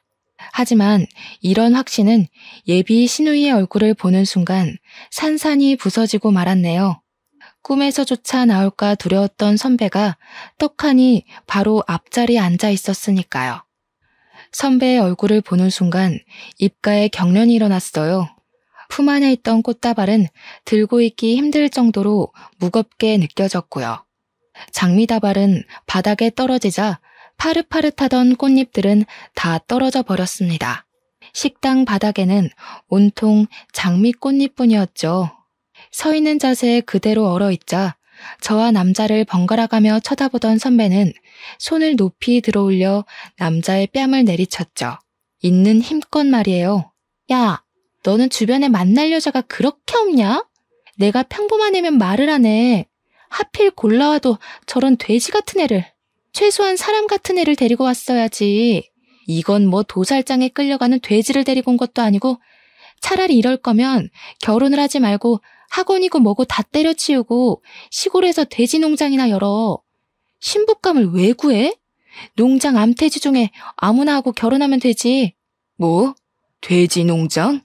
부모 없이 열심히 살았다고 해서 좋게 봐주려고 했더니 자네가 말한 부모 없이 열심히 살았다는 게 남의 집 귀한 자식들 비아냥거리면서 부모들 생사를 다 깎아버린 걸 말하는 건가? 내가 아무리 우리 딸 시집 보내고 싶다고 해도 이건 아니지. 어른 있는 데서 버르장머리 없이 동생한테 손 찍어마는 꼴을 보면 우리 딸한테 어떻게 대할지 안 봐도 뻔하지. 자네 누나가 돼지 같다고 한 내 딸, 나한테는 눈에 넣어도 아프지 않을 귀한 자식이니 이번 결혼은 없던 일로 하겠네. 아버지께서는 손까지 떠시며 분노하셨습니다. 선배가 막대 먹은 것은 알았지만 어른 앞에서까지 이럴 줄은 몰랐죠. 아버지께서는 선배에게 따끔한 혼을 내셨지만 선배는 콧방귀를 끼며 들은 채도 안 했고요. 저 비계덩어리를 눈에 넣으신다고요? 그러다가 실명하실 텐데. 저도 아저씨 딸처럼 뚱뚱하고 굼뜬 옳게 생길까봐 걱정했는데 잘 됐네요. 둘이 결혼한다고 했으면 제가 어떻게 해서라도 이혼시키려고 했는데 제가 또 사람 피말리는 건 전문이거든요. 아저씨도 자꾸 딸 예쁘다고 감싸지만 마시고 따끔하게 혼도 내고 그러세요. 음식도 작작 먹이고요. 접시도 뜯어먹게 생긴 여자를 누가 좋아하겠어요? 소박이나 안 맞으면 다행이지. 딸 밥 해먹일 때도 고생이시겠네요. 사람만 한 수트로 밥을 지어야 하니. 그래도 아저씨 집은 좋겠네요. 바로 옆에 음식 처리기가 떡하니 버티고 서 있잖아요. 아, 그것보다는 밥값이 더 많이 들려나? 누나, 도대체 언제까지 이럴 거야? 누나 때문에 도망간 애들이 한둘인 줄 알아? 이럴 거면 상견례 자리는 왜 따라오겠다고 한 거야? 매번 누나 때문에 이런 식으로 결혼 엎어지는 것도 지겨워. 차라리 계속 깽판을 치고 싶은 거면 누나야말로 상견례 자리에서 이러지 말고 차라리 개싸움하는 데를 가라고. 너 고작 저 비계덩어리 때문에 나한테 화내는 거야? 부모님 돌아가시고 내가 너를 어떻게 키웠는데. 도대체 뭐에 홀려서 나한테 이러는지는 모르겠지만 너 정신 똑바로 차려. 와이프는 얼마든지 바꿀 수 있어도 피나는 형제끼리는 죽을 때까지 같이 가는 법이야. 막말로 전현이 바람이라도 피우고 나면 너 어쩔 건데? 저 아저씨가 네 편 들어줄 것 같아? 이 세상에 네 편 들어줄 사람 나밖에 없을걸? 이 세상에 내 편 들어줄 사람이 누나밖에 없는 게 아니라 이 세상에 나를 제일 괴롭히는 사람이야. 이 결혼 깨지면 다시는 누나 안 볼 테니까 그런 줄 알아. 상견례가 끝난 후 남자는 매일같이 저희 집 앞을 찾아왔어요. 누나의 잘못까지 자신이 빈다면서요. 하지만 아버지는 단호하게 남자를 밀어내셨죠. 언제나 다정하시던 아버지의 환한 모습에 당황하기도 했습니다. 이만하면 봐줄만도 한데 아버지께서는 절대 물러나지 않으셨거든요. 하지만 한편으로는 이런 아버지가 있다는 것이 고맙기도 했네요. 아버지가 아니었다면 바보 같은 저는 얼렁뚱땅 남자의 사과에 넘어가 빚지는 결혼을 했을 테니까요. 아버지가 계속해서 강한 태도로 나오자 급기야는 선배까지 집 앞으로 찾아오더군요. 선배는 자신이 경솔했다며 제발 이 결혼만은 진행해달라고 했습니다. 선배의 사과를 받은 후에야 아버지는 결혼을 허락하셨고요. 결혼 후 모든 것이 순조롭게 풀릴 것 같았지만 막상 식을 올리고 나니 그게 아니었어요. 결혼은 현실이란 말을 이해하게 되었죠. 어른의 도움 없이 혼자서 학업을 마쳐야 했던 남편에게는 빚이 참 많았거든요. 학자금 대출금부터 차 할부금까지 남편의 월급은 손에 들어오기도 전에 곳곳에 있는 채무자들에게 넘겨주는 셈이었죠. 그래서 모아놓은 돈으로 신혼살림을 시작했네요. 신혼집을 구하고 가구를 사서야 아버지께서 왜 그렇게 많은 돈을 저에게 주셨는지 알게 되었습니다. 다행히 차곡차곡 돈을 모아놓은 탓에 아파트로 이사를 갈 수 있었어요. 물론 20년이 지난 구축이기는 했지만 집주인이 워낙 관리를 잘해놓은 탓에 리모델링을 할 필요도 없었고 더군다나 위치가 너무 좋았죠. 새로 구한 신혼집은 도보로 출근을 할 수 있었습니다. 신혼집을 구하고 가구로 집을 채워놓고 나니 딱 절반 가까운 금액이 수중에 남더군요. 남은 돈은 당연히 아버지에게 드렸고요. 남편 또한 아버지에게 지원받은 것이 있으니 당연히 수긍할 거라고 생각했죠. 하지만 남편은 저와 생각이 많이 다른 것 같더군요. 우리 형편도 넉넉하지 않은 마당에 괜히 아까운 돈을 아버지에게 드렸다면서 입이 오리만큼 나왔거든요. 그걸로도 모자라 남편은 아버지에게 드렸던 돈을 다시 찾아오라고 했네요. 나이도 많고 혼자 사는 아버지에게 그 큰 돈이 무슨 필요가 있냐면서요. 기가 막혔습니다. 남편을 비하하는 것은 아니었지만 집을 사는데 돈을 보태기는커녕 몸만 달랑 들어온 주제에 마치 돈주인이라도 된 듯이 뻔뻔하게 나오는 것을 전혀 이해할 수 없었어요. 그래서 꾹 다물었던 입을 연 것이었죠. 내가 치사하게 들릴까봐 이런 말까지는 안 하려고 했지만 당신 좀 너무한 거 아니야? 집 사는데 10원 한 장 안 보탰으면서 돈 욕심은 왜 그렇게 많은 건데? 누가 보면 집이며 차며 다 당신 돈으로 해온 줄 알겠어. 당신이 지금 아파트에서 배 따시게 자서 까먹었나 본데 우리 형편에 이 정도 평수 아파트에서 비싼 가전제품 들이고 사는 게 다 누구 덕분인데. 아빠 돈 아니었으면 우리가 이렇게 살 수나 있었겠냐고. 아, 그래. 네 본심이 이거였네. 그래. 나 부모도 없고 가진 것도 없어서 장가 올 때 빈손으로 들어온 능력 없는 놈이다. 근데 그게 뭐 어때서? 모르고 결혼한 것도 아니고 다 알고 결혼했으면서 이제 와서 그거 가지고 걸고 넘어지는 이유가 뭔데? 애초에 결혼이라는 게 왜 있는 건데? 서로 부족한 점 있으면 채우고 살라고 있는 거잖아. 나도 나지만 당신도 잘난 거 하나 없으면서 서로 보듬고 사는 게 당연한 거잖아. 그까짓 돈 얼마나 한다고 남편 속까지 들치면서 말썽을 피우는지. 우리 사정 뻔히 알면서 장인어른도 그러시는 거 아니야. 빵 반죽만 주무르는 사람이 그 많은 돈 쓸 데가 어디 있다고. 내가 부모였으면 형편 어려운 딸내 부부한테 줬을 거라고. 늙으면 욕심만 많아진다고 하더니 장인어른이 딱 그 꼴이잖아. 당신, 우리 아빠한테 어떻게 그런 말을 할 수가 있어. 우리 아빠 표현은 안 하지만 당신 엄청 아끼셨어. 그리고 돈 필요할 때마다 우리 아빠한테 몰래 가서 용돈 달라고 손 내밀었던 거 내가 몰라서 가만히 있었는지 알아? 당신이 우리 아빠한테 가져간 돈만 다 합쳐도 돈 1,000만 원은 나와. 근데 뭐? 우리 아빠가 늙어서 욕심만 많아? 나는 무슨 일이 있어도 그 돈 다시 못 가져오니까 그렇게 돈이 가지고 싶으면 당신이 직접 대리운전을 하던 편의점 아르바이트를 하던 일하면서 벌어. 애초에 성인이면 자기가 쓸 돈은 자기가 책임지는 게 당연한 거잖아?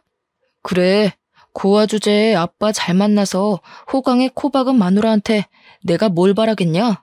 그냥 닥치고 돈이나 벌면서 처가살이나 해야지. 반박할 말이 없는지 남편은 씩씩거리며 화만 낼 뿐이었어요. 돈 문제로 다투고 난 후에는 감정이 상했는지 일주일 정도 각방을 썼고요. 남편의 행동이 지나치다는 것은 알았지만 얼굴을 붉힐 정도로 심한 일도 아니었기에 그냥 넘어가려고 했는데요. 먼저 신우이에게 전화가 오더군요. 신우이는 전화를 받자마자 입에 담지 못할 상스러운 말들로 귀를 더럽혔습니다. 어찌된 영문인지 신우이는 아버지에게 드린 돈의 행방을 알고 있더군요. 추측하는 것은 간단했어요. 입이 50원짜리 동전보다 싼 남편이 그 사이를 못 참고 신우이에게 돈 때문에 싸운 것을 일러 바친 것이었죠. 신우이는 세상이 아무리 좋아졌지만 어디 남편에게 바락바락 언성을 높이냐면서 혼을 내기 시작했습니다. 병원에서 저를 괴롭힐 때처럼 말이에요. 하지만 그때처럼 가만히 당하고만 있지는 않았네요. 형님이 이렇게까지 저희 부부 지갑 사정을 생각해 주시는 줄 몰랐네요. 이럴 줄 알았으면 형님한테 명품백이 아니라 그냥 결혼식 기념 뷔페 이용권이나 드리는 건데 제가 생각을 잘못했네요. 그럼 말 나온 김에 제가 형님한테 사드린 명품백 먼저 다시 돌려주시겠어요? 그 가방 판돈이면 저희 아버지 드린 돈만큼은 못하더라도 우리 그이 차 할부금 갚을 돈은 될 것 같은데요. 아시다시피 저희 아버지는 연세가 있으시잖아요. 나이 들어서 아픈 게 제일 서럽다는데 그래도 돈은 있어야죠. 가방은 저희 집 주소로 보내주시면 돼요. 가방 이야기를 꺼내자 신우이는 언제 떠들었냐는 듯이 가만히 있었습니다. 남의 돈으로 생색은 내고 싶지만 자기가 가진 걸 포기하면서까지 남편을 돕고 싶지는 않았던 것이죠. 이번 일로 잘 마무리되면 좋았겠지만 남편과 신우이는 여러 번 사건 사고를 일으키며 머리를 아프게 했어요. 사치가 심한 신우이는 언제나 생활고에 시달렸습니다. 월급을 받는 족족 미친 듯이 카드를 긁던 신우이는 부업을 시작한다고 했고요. 신우이가 선택한 부업은 보험이었어요. 보험 영업을 뛰는 친구를 따라 시작한 것이었죠.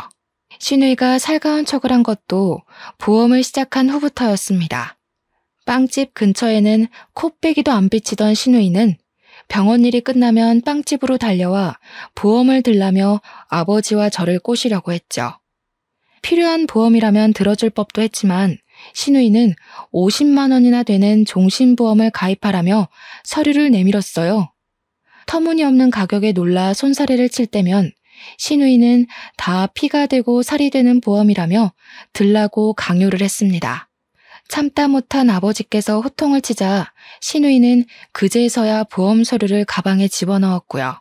그 후 신우이는 저희 가족에게 보험을 들라는 강요를 하지 않았어요. 신우이가 드디어 정신을 차렸다고 생각했죠. 하지만 그 생각은 오래가지 못했네요. 우연히 확인한 남편의 통장에서는 꾸준히 50만 원이 빠져나가고 있었거든요. 남편에게 50만 원의 행방을 묻자 처음에는 노트북을 사서 그런 거라며 변명을 했어요. 하지만 계속 추궁하자 신우이에게 종신보험을 들어주었다고 실토를 했죠. 남편이 신우이에게서 말도 안 되는 보험을 들어준 것도 화가 났지만 제일 어이가 없었던 것은 신우이였습니다. 자신의 사치를 하기 위해 하나밖에 없는 남동생에게 말도 안 되는 보험을 팔아먹다뇨. 남편의 벌이가 좋았다면 그런가 보다 하고 넘어갔을 수도 있지만 한 달에 300 남짓 버는 사람에게 50만 원은 너무 큰 돈인 거잖아요. 더군다나 학자금 대출과 차 할부금까지 있는 것을 뻔히 알면서 보험을 들라고 강요하다뇨. 당장 보험을 해지하라 말했지만 남편은 요즘 신우이의 사정이 넉넉지 않아 자신이 해지하면 큰일이라고 하더군요. 큰일 나겠지. 백화점에서 룰루랄라 돈 쓸 생각에 신나 있었는데 당신이 보험 해지라도 해봐. 돈 물어주느라 백화점 쇼핑은커녕 밀려있는 카드값도 못 낼 텐데. 형님도 진짜 너무해. 학자금 대출이랑 차 할부금만으로도 빠듯해서 허리 졸라매고 사는 거 뻔히 아시면서 어떻게 50만 원이나 되는 엉터리 보험을 다른 사람도 아니고 동생인 당신한테 들라고 하셔?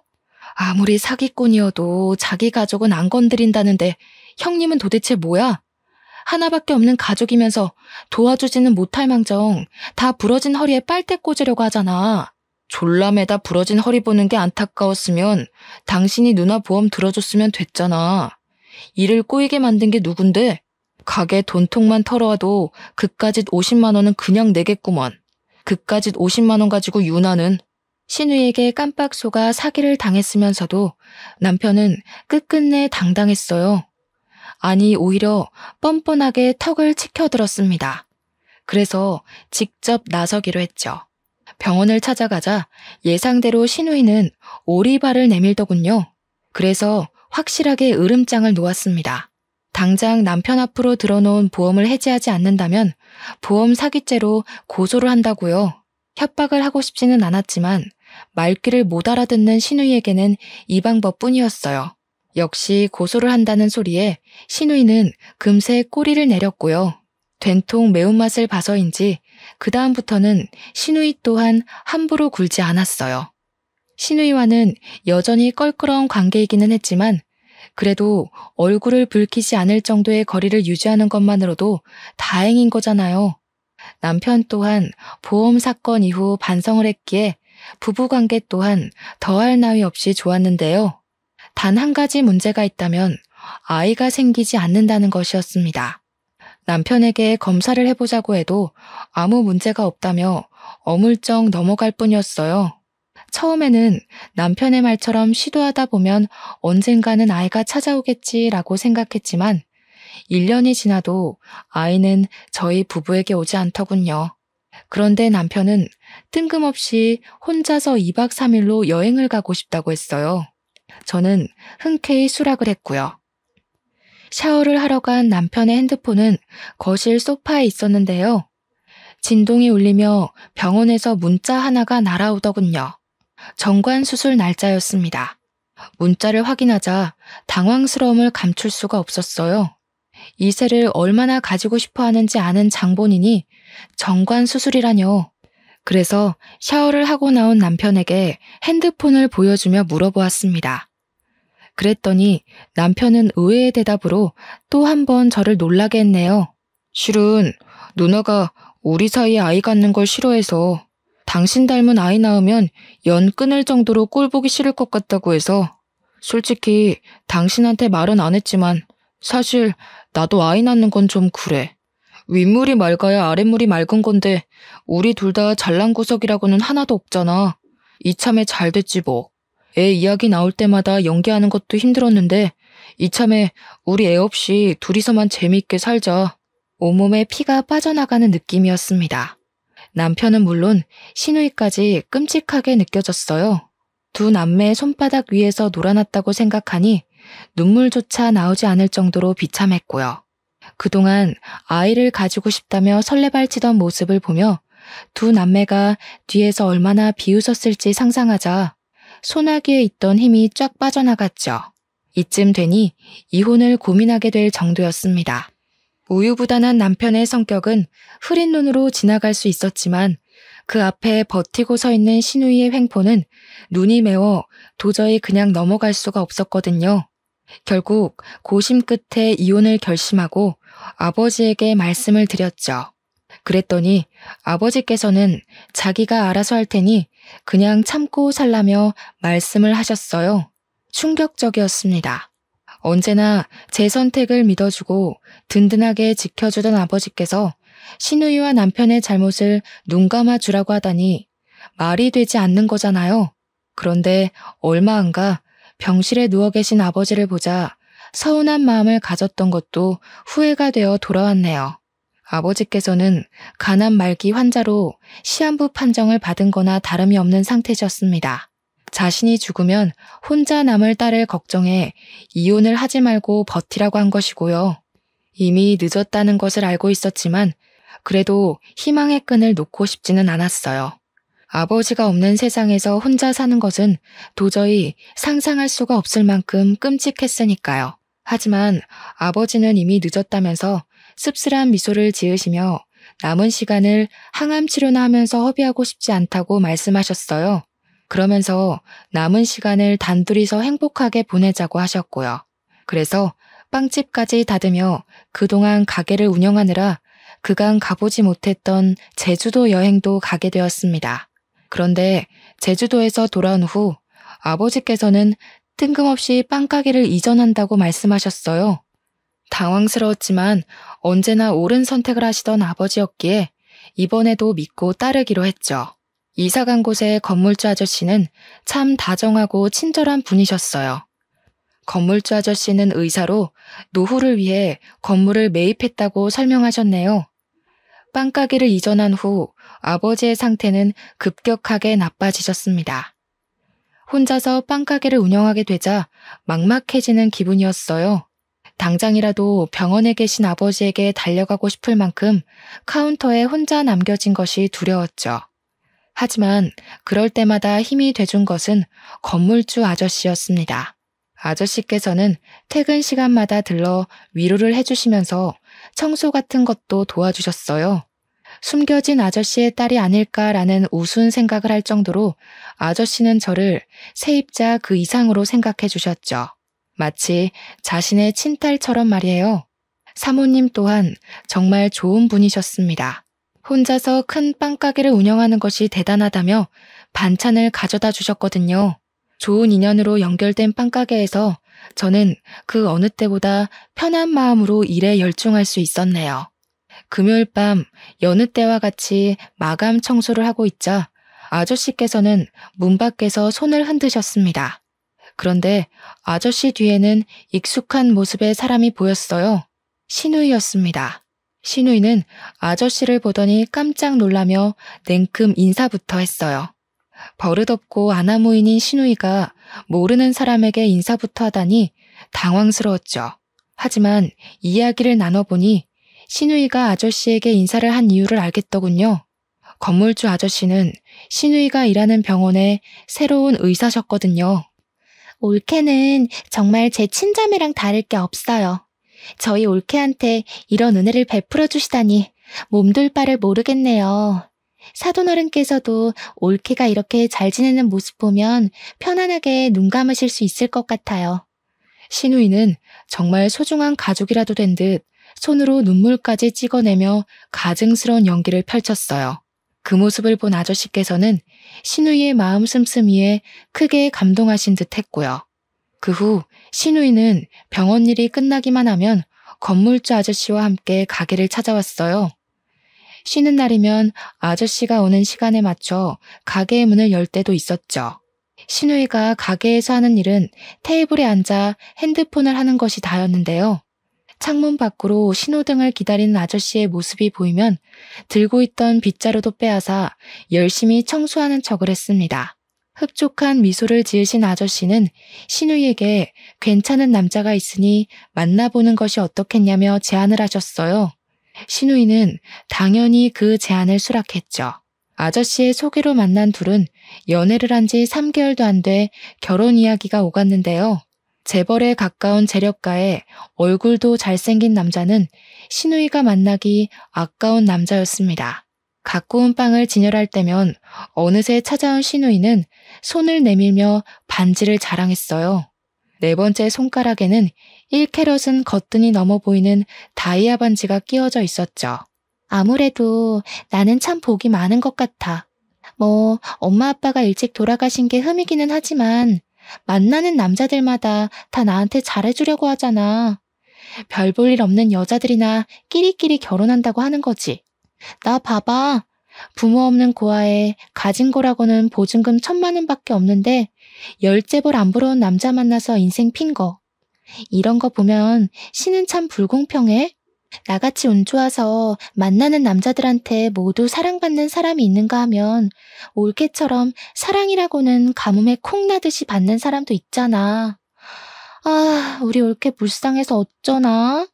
그나마 그 뚱뚱한 몸뚱이 감싸주던 아빠마저 하늘나라로 갈 예정인 거잖아. 올케는 내 동생이라도 있는 걸 다행이라고 생각해. 아니었어 봐. 지금쯤 험한 사람 만나서 이 빵집도 다 날리고 판자촌 같은 집에서 유통기한 지난 삼각김밥이나 뜯어먹으면서 살았을걸? 어떻게든 무시하려고 했지만 신우이는 가는 곳마다 따라다니며 신경을 살살 긁어댔습니다. 가뜩이나 쇠약해진 아버지로 인해 곤두선 신경은 신우이의 막말로 인해 피가 날 정도로 고통스러웠죠. 그래서 다물고 있던 입을 열게 된 것이고요. 운이 좋은 게 아니라 남의 걸 잘 뺏어가는 거죠. 저 아니었으면 형님이 아저씨 만날 일도 없었고 분에 넘치도록 좋은 남자 만날 일도 없었을 거 아니에요. 저 아니었으면 말년에 편의점 돌아다니면서 폐기 처분된 삼각김밥 구걸하는 건 아마 형님이었을걸요? 세상 어느 남자가 돈 벌어오는 족족 다 써제끼는 여자랑 결혼하고 싶어 하겠어요. 제발 남의 거 훔쳐갔으면 창피한 줄 알고 입 좀 다물고 사세요. 이게 어디서 훈계질이야? 요즘에 봐줬더니 네가 날 아주 만만하게 보는구나. 카운터 앞에 서 있던 신우이는 빵 진열대로 걸어오더니 급기야 머리채를 잡기까지 했습니다. 어찌나 억센 힘으로 머리를 잡아챘는지 모근이 뽑히는 느낌까지 들었죠. 질 수 없어 힘겹게 팔을 들어 길게 늘어진 신우이의 머리채를 잡자 신우이는 가게가 떠나가라 비명을 질렀어요. 그런데 때마침 들어온 아저씨께서는 그 모습을 보더니 화들짝 놀라며 들어와 저희 둘을 뜯어 말리셨죠. 눈을 치켜뜨던 신우이는 아저씨를 보자 금세 눈물을 글썽이며 불쌍한 척 연기를 했습니다. 바로 해명하려 했지만 급기야 다리에 힘이 풀린 척 연기까지 하는 신우이를 보자 어이가 없어 말이 나오지 않을 정도였어요. 그 모습을 보던 아저씨께서는 신우이 편을 들며 윗사람에게 그러면 안 된다며 저를 꾸짖으셨고요. 그날 일이 있은 후 아저씨께서는 저희 가게로 들러 가족끼리 친하게 지내야 된다고 하셨습니다. 더 이상 신우이에 관해서 말을 하기 싫어 그냥 고개만 끄덕였죠. 그러자 아저씨께서는 신우이의 칭찬을 하셨어요. 요즘 같은 세상에 시부모에게 잘하기 위해서 잘 다니던 직장까지 그만두고 요리학원에 다니며 열심히 신부 수업을 받는 처녀가 어디 있냐면서요. 결국 신우이 편만 드는 아저씨를 보며 결국 폭발하고 말았죠. 가식덩어리 안에 숨겨진 신우이의 음흉한 진짜 속내를 모르는 아저씨가 밉게만 느껴졌거든요. 그래서 신우이의 모든 실체를 까발렸죠. 하지만 아저씨께서는 단지 신우이에 대한 질투 정도로 넘기며 신우이와 사이좋게 지내라는 말만 할 뿐이었어요. 단시간 안에 아저씨를 자신의 편으로 구워 삶은 신우이를 보며 손뼉을 칠 수밖에 없었고요. 그래서 집에 더 빨리 들어갔습니다. 신우이의 실체를 아는 아버지라면 무조건 편을 들어주실 게 분명했거든요. 집에 문을 열고 깜짝 놀랄 수밖에 없었네요. 아버지께서는 의식을 잃은 채 거실 바닥에 쓰러져 계셨거든요. 한 손에는 아버지가 좋아하시던 닭발이 들려 있었습니다. 그게 어찌나 마음이 아프던지 저는 황급히 아저씨에게 전화해 아버지를 병원으로 옮겼지만 끝내 아버지께서는 눈을 뜨지 못한 채 세상을 떠나셨어요. 중요한 수술이 잡혀있다던 아저씨께서는 장례식장까지 잡아주시며 최선을 다해 도와주셨습니다. 그저 고마울 뿐이었죠. 아저씨가 나가고 넓은 장례식장 안에 혼자 있자 쓸쓸함과 서러움이 한꺼번에 밀려오더군요. 그래서 남편에게 황급히 전화를 건 것이고요. 허우대뿐인 남편이라고 해도 지금은 그 허우대라도 필요했거든요. 하지만 남편은 몇 통의 전화를 해도 받질 않았습니다. 결국 혼자서 텅 빈 장례식장을 지켜야 했죠. 불행 중 다행인 것이 있다면 장례식장에 온 사람이 손에 꼽을 만큼 적다는 것이었어요. 장례식에 온 사람들을 맞을 때면 내가 왜 이곳에 있는지 까먹을 정도로 아버지의 죽음은 멀게만 느껴졌는데요. 아버지의 영정사진을 마주할 때면 아버지의 죽음이 코앞으로 다가와 숨통을 조여오더군요. 숨쉬는 것도 버거운 고통에 눈물조차 흐르지 않았습니다. 가슴을 두드리며 힘겨워하고 있을 때 진한 술 냄새가 느껴졌어요. 주인은 바로 신우이였죠. 술에 거하게 취한 신우이의 한 손에는 초록색 병이 들려 있었죠. 신우이는 오자마자 바닥에 누워 꼬부라진 혀를 놀리기 시작했습니다. 누굴 닮아 사교성이 없나 했더니 다 지아비를 닮아서 그런 거였어. 그런 게 아니면 장례식장에 개미 한 마리 없는 게 말이 되겠냐고. 이게 다 인생을 잘못 살았다는 증거지. 오지도 않는 사람 기다리면서 시간 낭비, 돈 낭비할 바에는 그냥 밖에서 돗자리 하나 깔고 앞에 사진이나 놓는 게 훨씬 낫지 않나? 나 같으면 창피해서라도 빨리 발이 나고 집에 갈 텐데. 올케는 참 낯짝도 두꺼워. 원래 피부 껍데기가 두꺼워서 그런 건가? 형님, 아무리 제가 밉다고 해도 그렇지 어떻게 저희 아버지 마지막 가시는 길까지 따라와서 행패를 부릴 수가 있으세요? 제가 형님한테 뭘 그렇게 잘못했길래 저희 아버지 장례식장까지 따라 들어와서 괴롭히는 거예요? 간호사 때부터 지금까지 아무 이유도 없이 사람 피 말리는 거 지겹지도 않으세요? 누가 먼저 시작한 건데 애초부터 난 너네 부녀 마음에 들지도 않았어. 그러면서 신우이는 꽁꽁 감춰뒀던 이유를 말하기 시작했습니다. 아버지께서는 제가 야간 근무를 할 때면 손수 도시락을 만들어 가져다 주셨는데요. 아버지가 싸다 주신 도시락을 먹는 모습을 볼 때면 자신은 느껴보지도 못한 부모의 사랑을 과시하는 것 같아 꼴배기가 싫었다고 하더군요. 정말 황당했어요. 고작 그런 사소한 이유로 지금까지 아무 죄 없는 사람을 괴롭히다니 이해할 수도 없었고요. 이제 끔찍하게 예뻐해주던 아빠도 없으니 앞으로 우리 돼지 시누이는 누가 돌봐주려나? 원래 주인 없는 가축은 다른 사람한테 팔리기 마련인데 가진 거라고는 배에 낀 기름밖에 없으니 어떡하려나? 혹여라도 내 동생이 평생 너 같은 돼지 돌봐줄 거라고 생각하지는 말고 내 동생은 이미 너보다 훨씬 예쁘고 능력 좋은 애 물어서 새 출발하려고 준비 중이거든. 아마 지금도 그 애랑 같이 있을걸? 그러니까 너는 가만히 있다가 칼 들고 찾아온 미친놈한테 썰려 먹힐 준비만 하고 있어. 그게 최선이니까. 감히 내 딸한테 그게 무슨 막말이야? 시누이의 조롱을 당하고 있을 때였습니다. 뒤에서 아저씨의 호통 소리가 쩌렁쩌렁하게 울려 퍼졌죠. 깜짝 놀라 뒤를 돌아보자 아저씨는 붉어진 얼굴로 시누이를 노려보고 있었어요.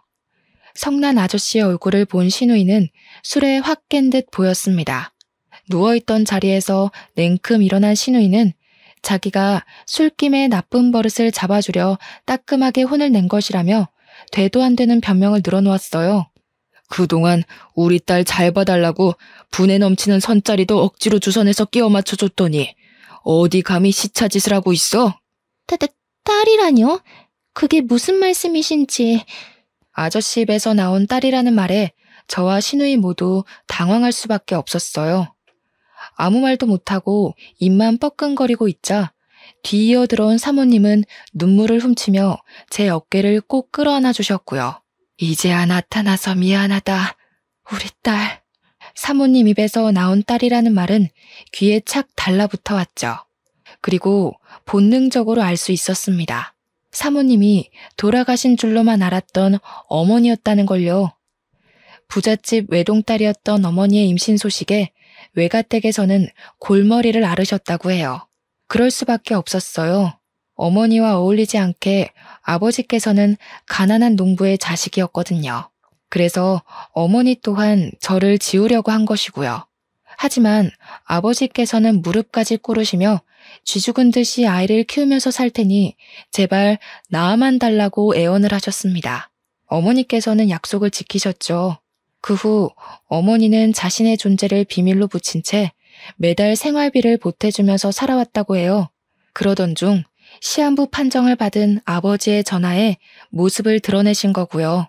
이미 건물주 아저씨와 결혼을 한 어머니께서는 저의 존재를 그때 털어놓으셨습니다. 자식이 없던 아저씨께서는 어머니의 숨겨진 부분까지 안아주셨어요. 모든 것을 알게 되자 왈칵 눈물이 터져 나오더군요. 지금까지 아버지를 제외한 누구에게도 사랑받지 못하는 삶을 살았다고 생각했었는데 보이지 않는 곳에서 많은 이들의 사랑을 받은 것이잖아요. 그리고 아버지가 남겨주신 사랑의 덩어리가 너무 커 어떻게 해야 할지를 몰랐습니다. 어머니께서는 아버지의 영정사진 앞에 목 놓아 우는 것을 지켜보시며 등을 토닥여 주셨어요. 반대로 그 옆에 서 있던 시누이는 산 송장처럼 퍼렇게 질린 얼굴로 손을 덜덜 떨었죠. 시누 자리에서 우리 딸한테 어떻게 대했는지 잘 알았으니 보고 느끼고 들은 그대로 남편 될 사람한테 알려줘야지. 저도 알고 보면 참 불쌍하게 살았어요. 올케는 아버지 사랑이라도 받았지만 저는 부모님이 일찍 돌아가신 탓에 사랑은커녕 얼굴도 제대로 모르고 컸는데 제발 불쌍하게 생각해서라도 시댁에 알리지만 말아주세요. 저 이 결혼 잘못되면 살 자신이 없어서 그래요. 이번만 두 눈 감고 넘어가 주시면 앞으로 올케 근처에는 얼씬거리지도 않고 쥐 죽은 듯이 살게요. 그러니까 제발 한 번만 봐주세요. 시누이는 고개까지 조아리며 두 손이 발이 되도록 빌었지만 아저씨의 태도는 완고했어요. 오히려 그런 행동이 독이 된 듯 보이기도 했죠. 사람이 어렵고 힘든 걸 알았으면 더 잘해주려고 했어야지. 나는 더 이상 소중한 우리 딸 가축 취급하던 인간이랑은 얼굴 맞대고 이야기하고 싶지 않으니 당장 돌아가게. 지금이야 그동안의 정을 생각해서 시댁에 알리는 것만으로 끝나지만 한 번만 더 우리 딸한테 그 가짜는 혀 놀렸다가는 병원 근처에도 얼씬 못하게 할 테니까 그런 줄 알고. 이건 말도 안 돼. 내가 저 돼지 새끼보다 못한 게 뭔데 이런 대우를 받아야 되는 거냐고.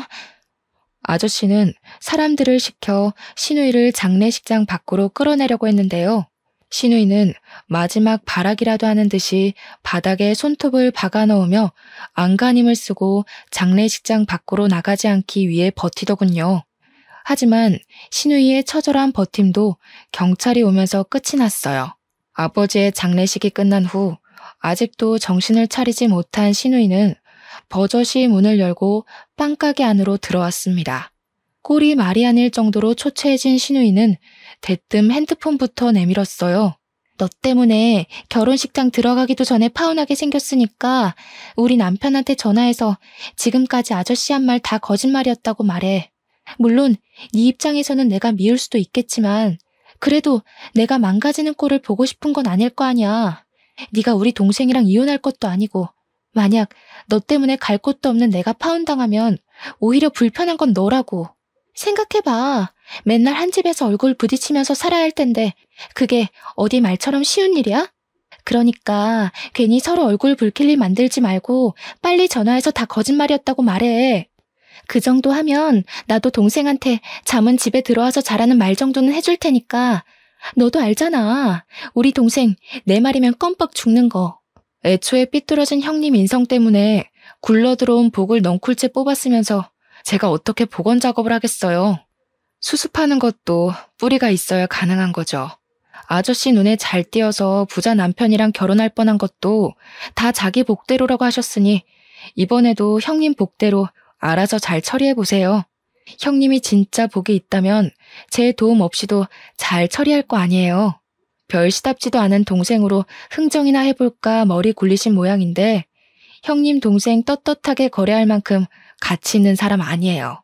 아, 혹시나 나중에 또 조도 안 가질 동생 들고 와서 헛소리 할까봐 미리 말하는데요. 폐기 처분된 형님 동생 데리고 살 생각 없으니까 데려가서 구워 먹던 삶아 먹던 알아서 하세요. 상해서 먹을 수가 있을지 모르겠지만 그럼 지금까지 좋은 꿈 꿨다 생각하시고 앞으로는 시궁창 같은 현실에서 어디 한번 잘 살아보세요. 다른 사람들은 다 아는 현실을 인정하지 못한 신우이는 진열해 놓은 빵을 바닥으로 던지며 행패를 부리기 시작했어요. 저는 당연히 그 모습을 카메라로 촬영해 건물주 아저씨한테 보냄과 동시에 112에 신고를 했죠. 그 일이 있고 난 후 결국 신우이의 결혼은 무산이 되었다고 했습니다. 양파 껍질처럼 까도 계속 나오는 신우이의 실체에 남자 쪽 부모님께서는 크게 분노하셨고요. 들리는 말에 의하면 그동안 신우이가 물처럼 써댄 돈을 다 신우이 앞으로 청구하셨다고 하더군요. 병원까지 그만두고 부잣집 사모님이 된다며 동네방네 소문내고 다니던 신우이는 현재 조그마한 병원의 간호사로 일하며 빚을 갚는 중이라네요.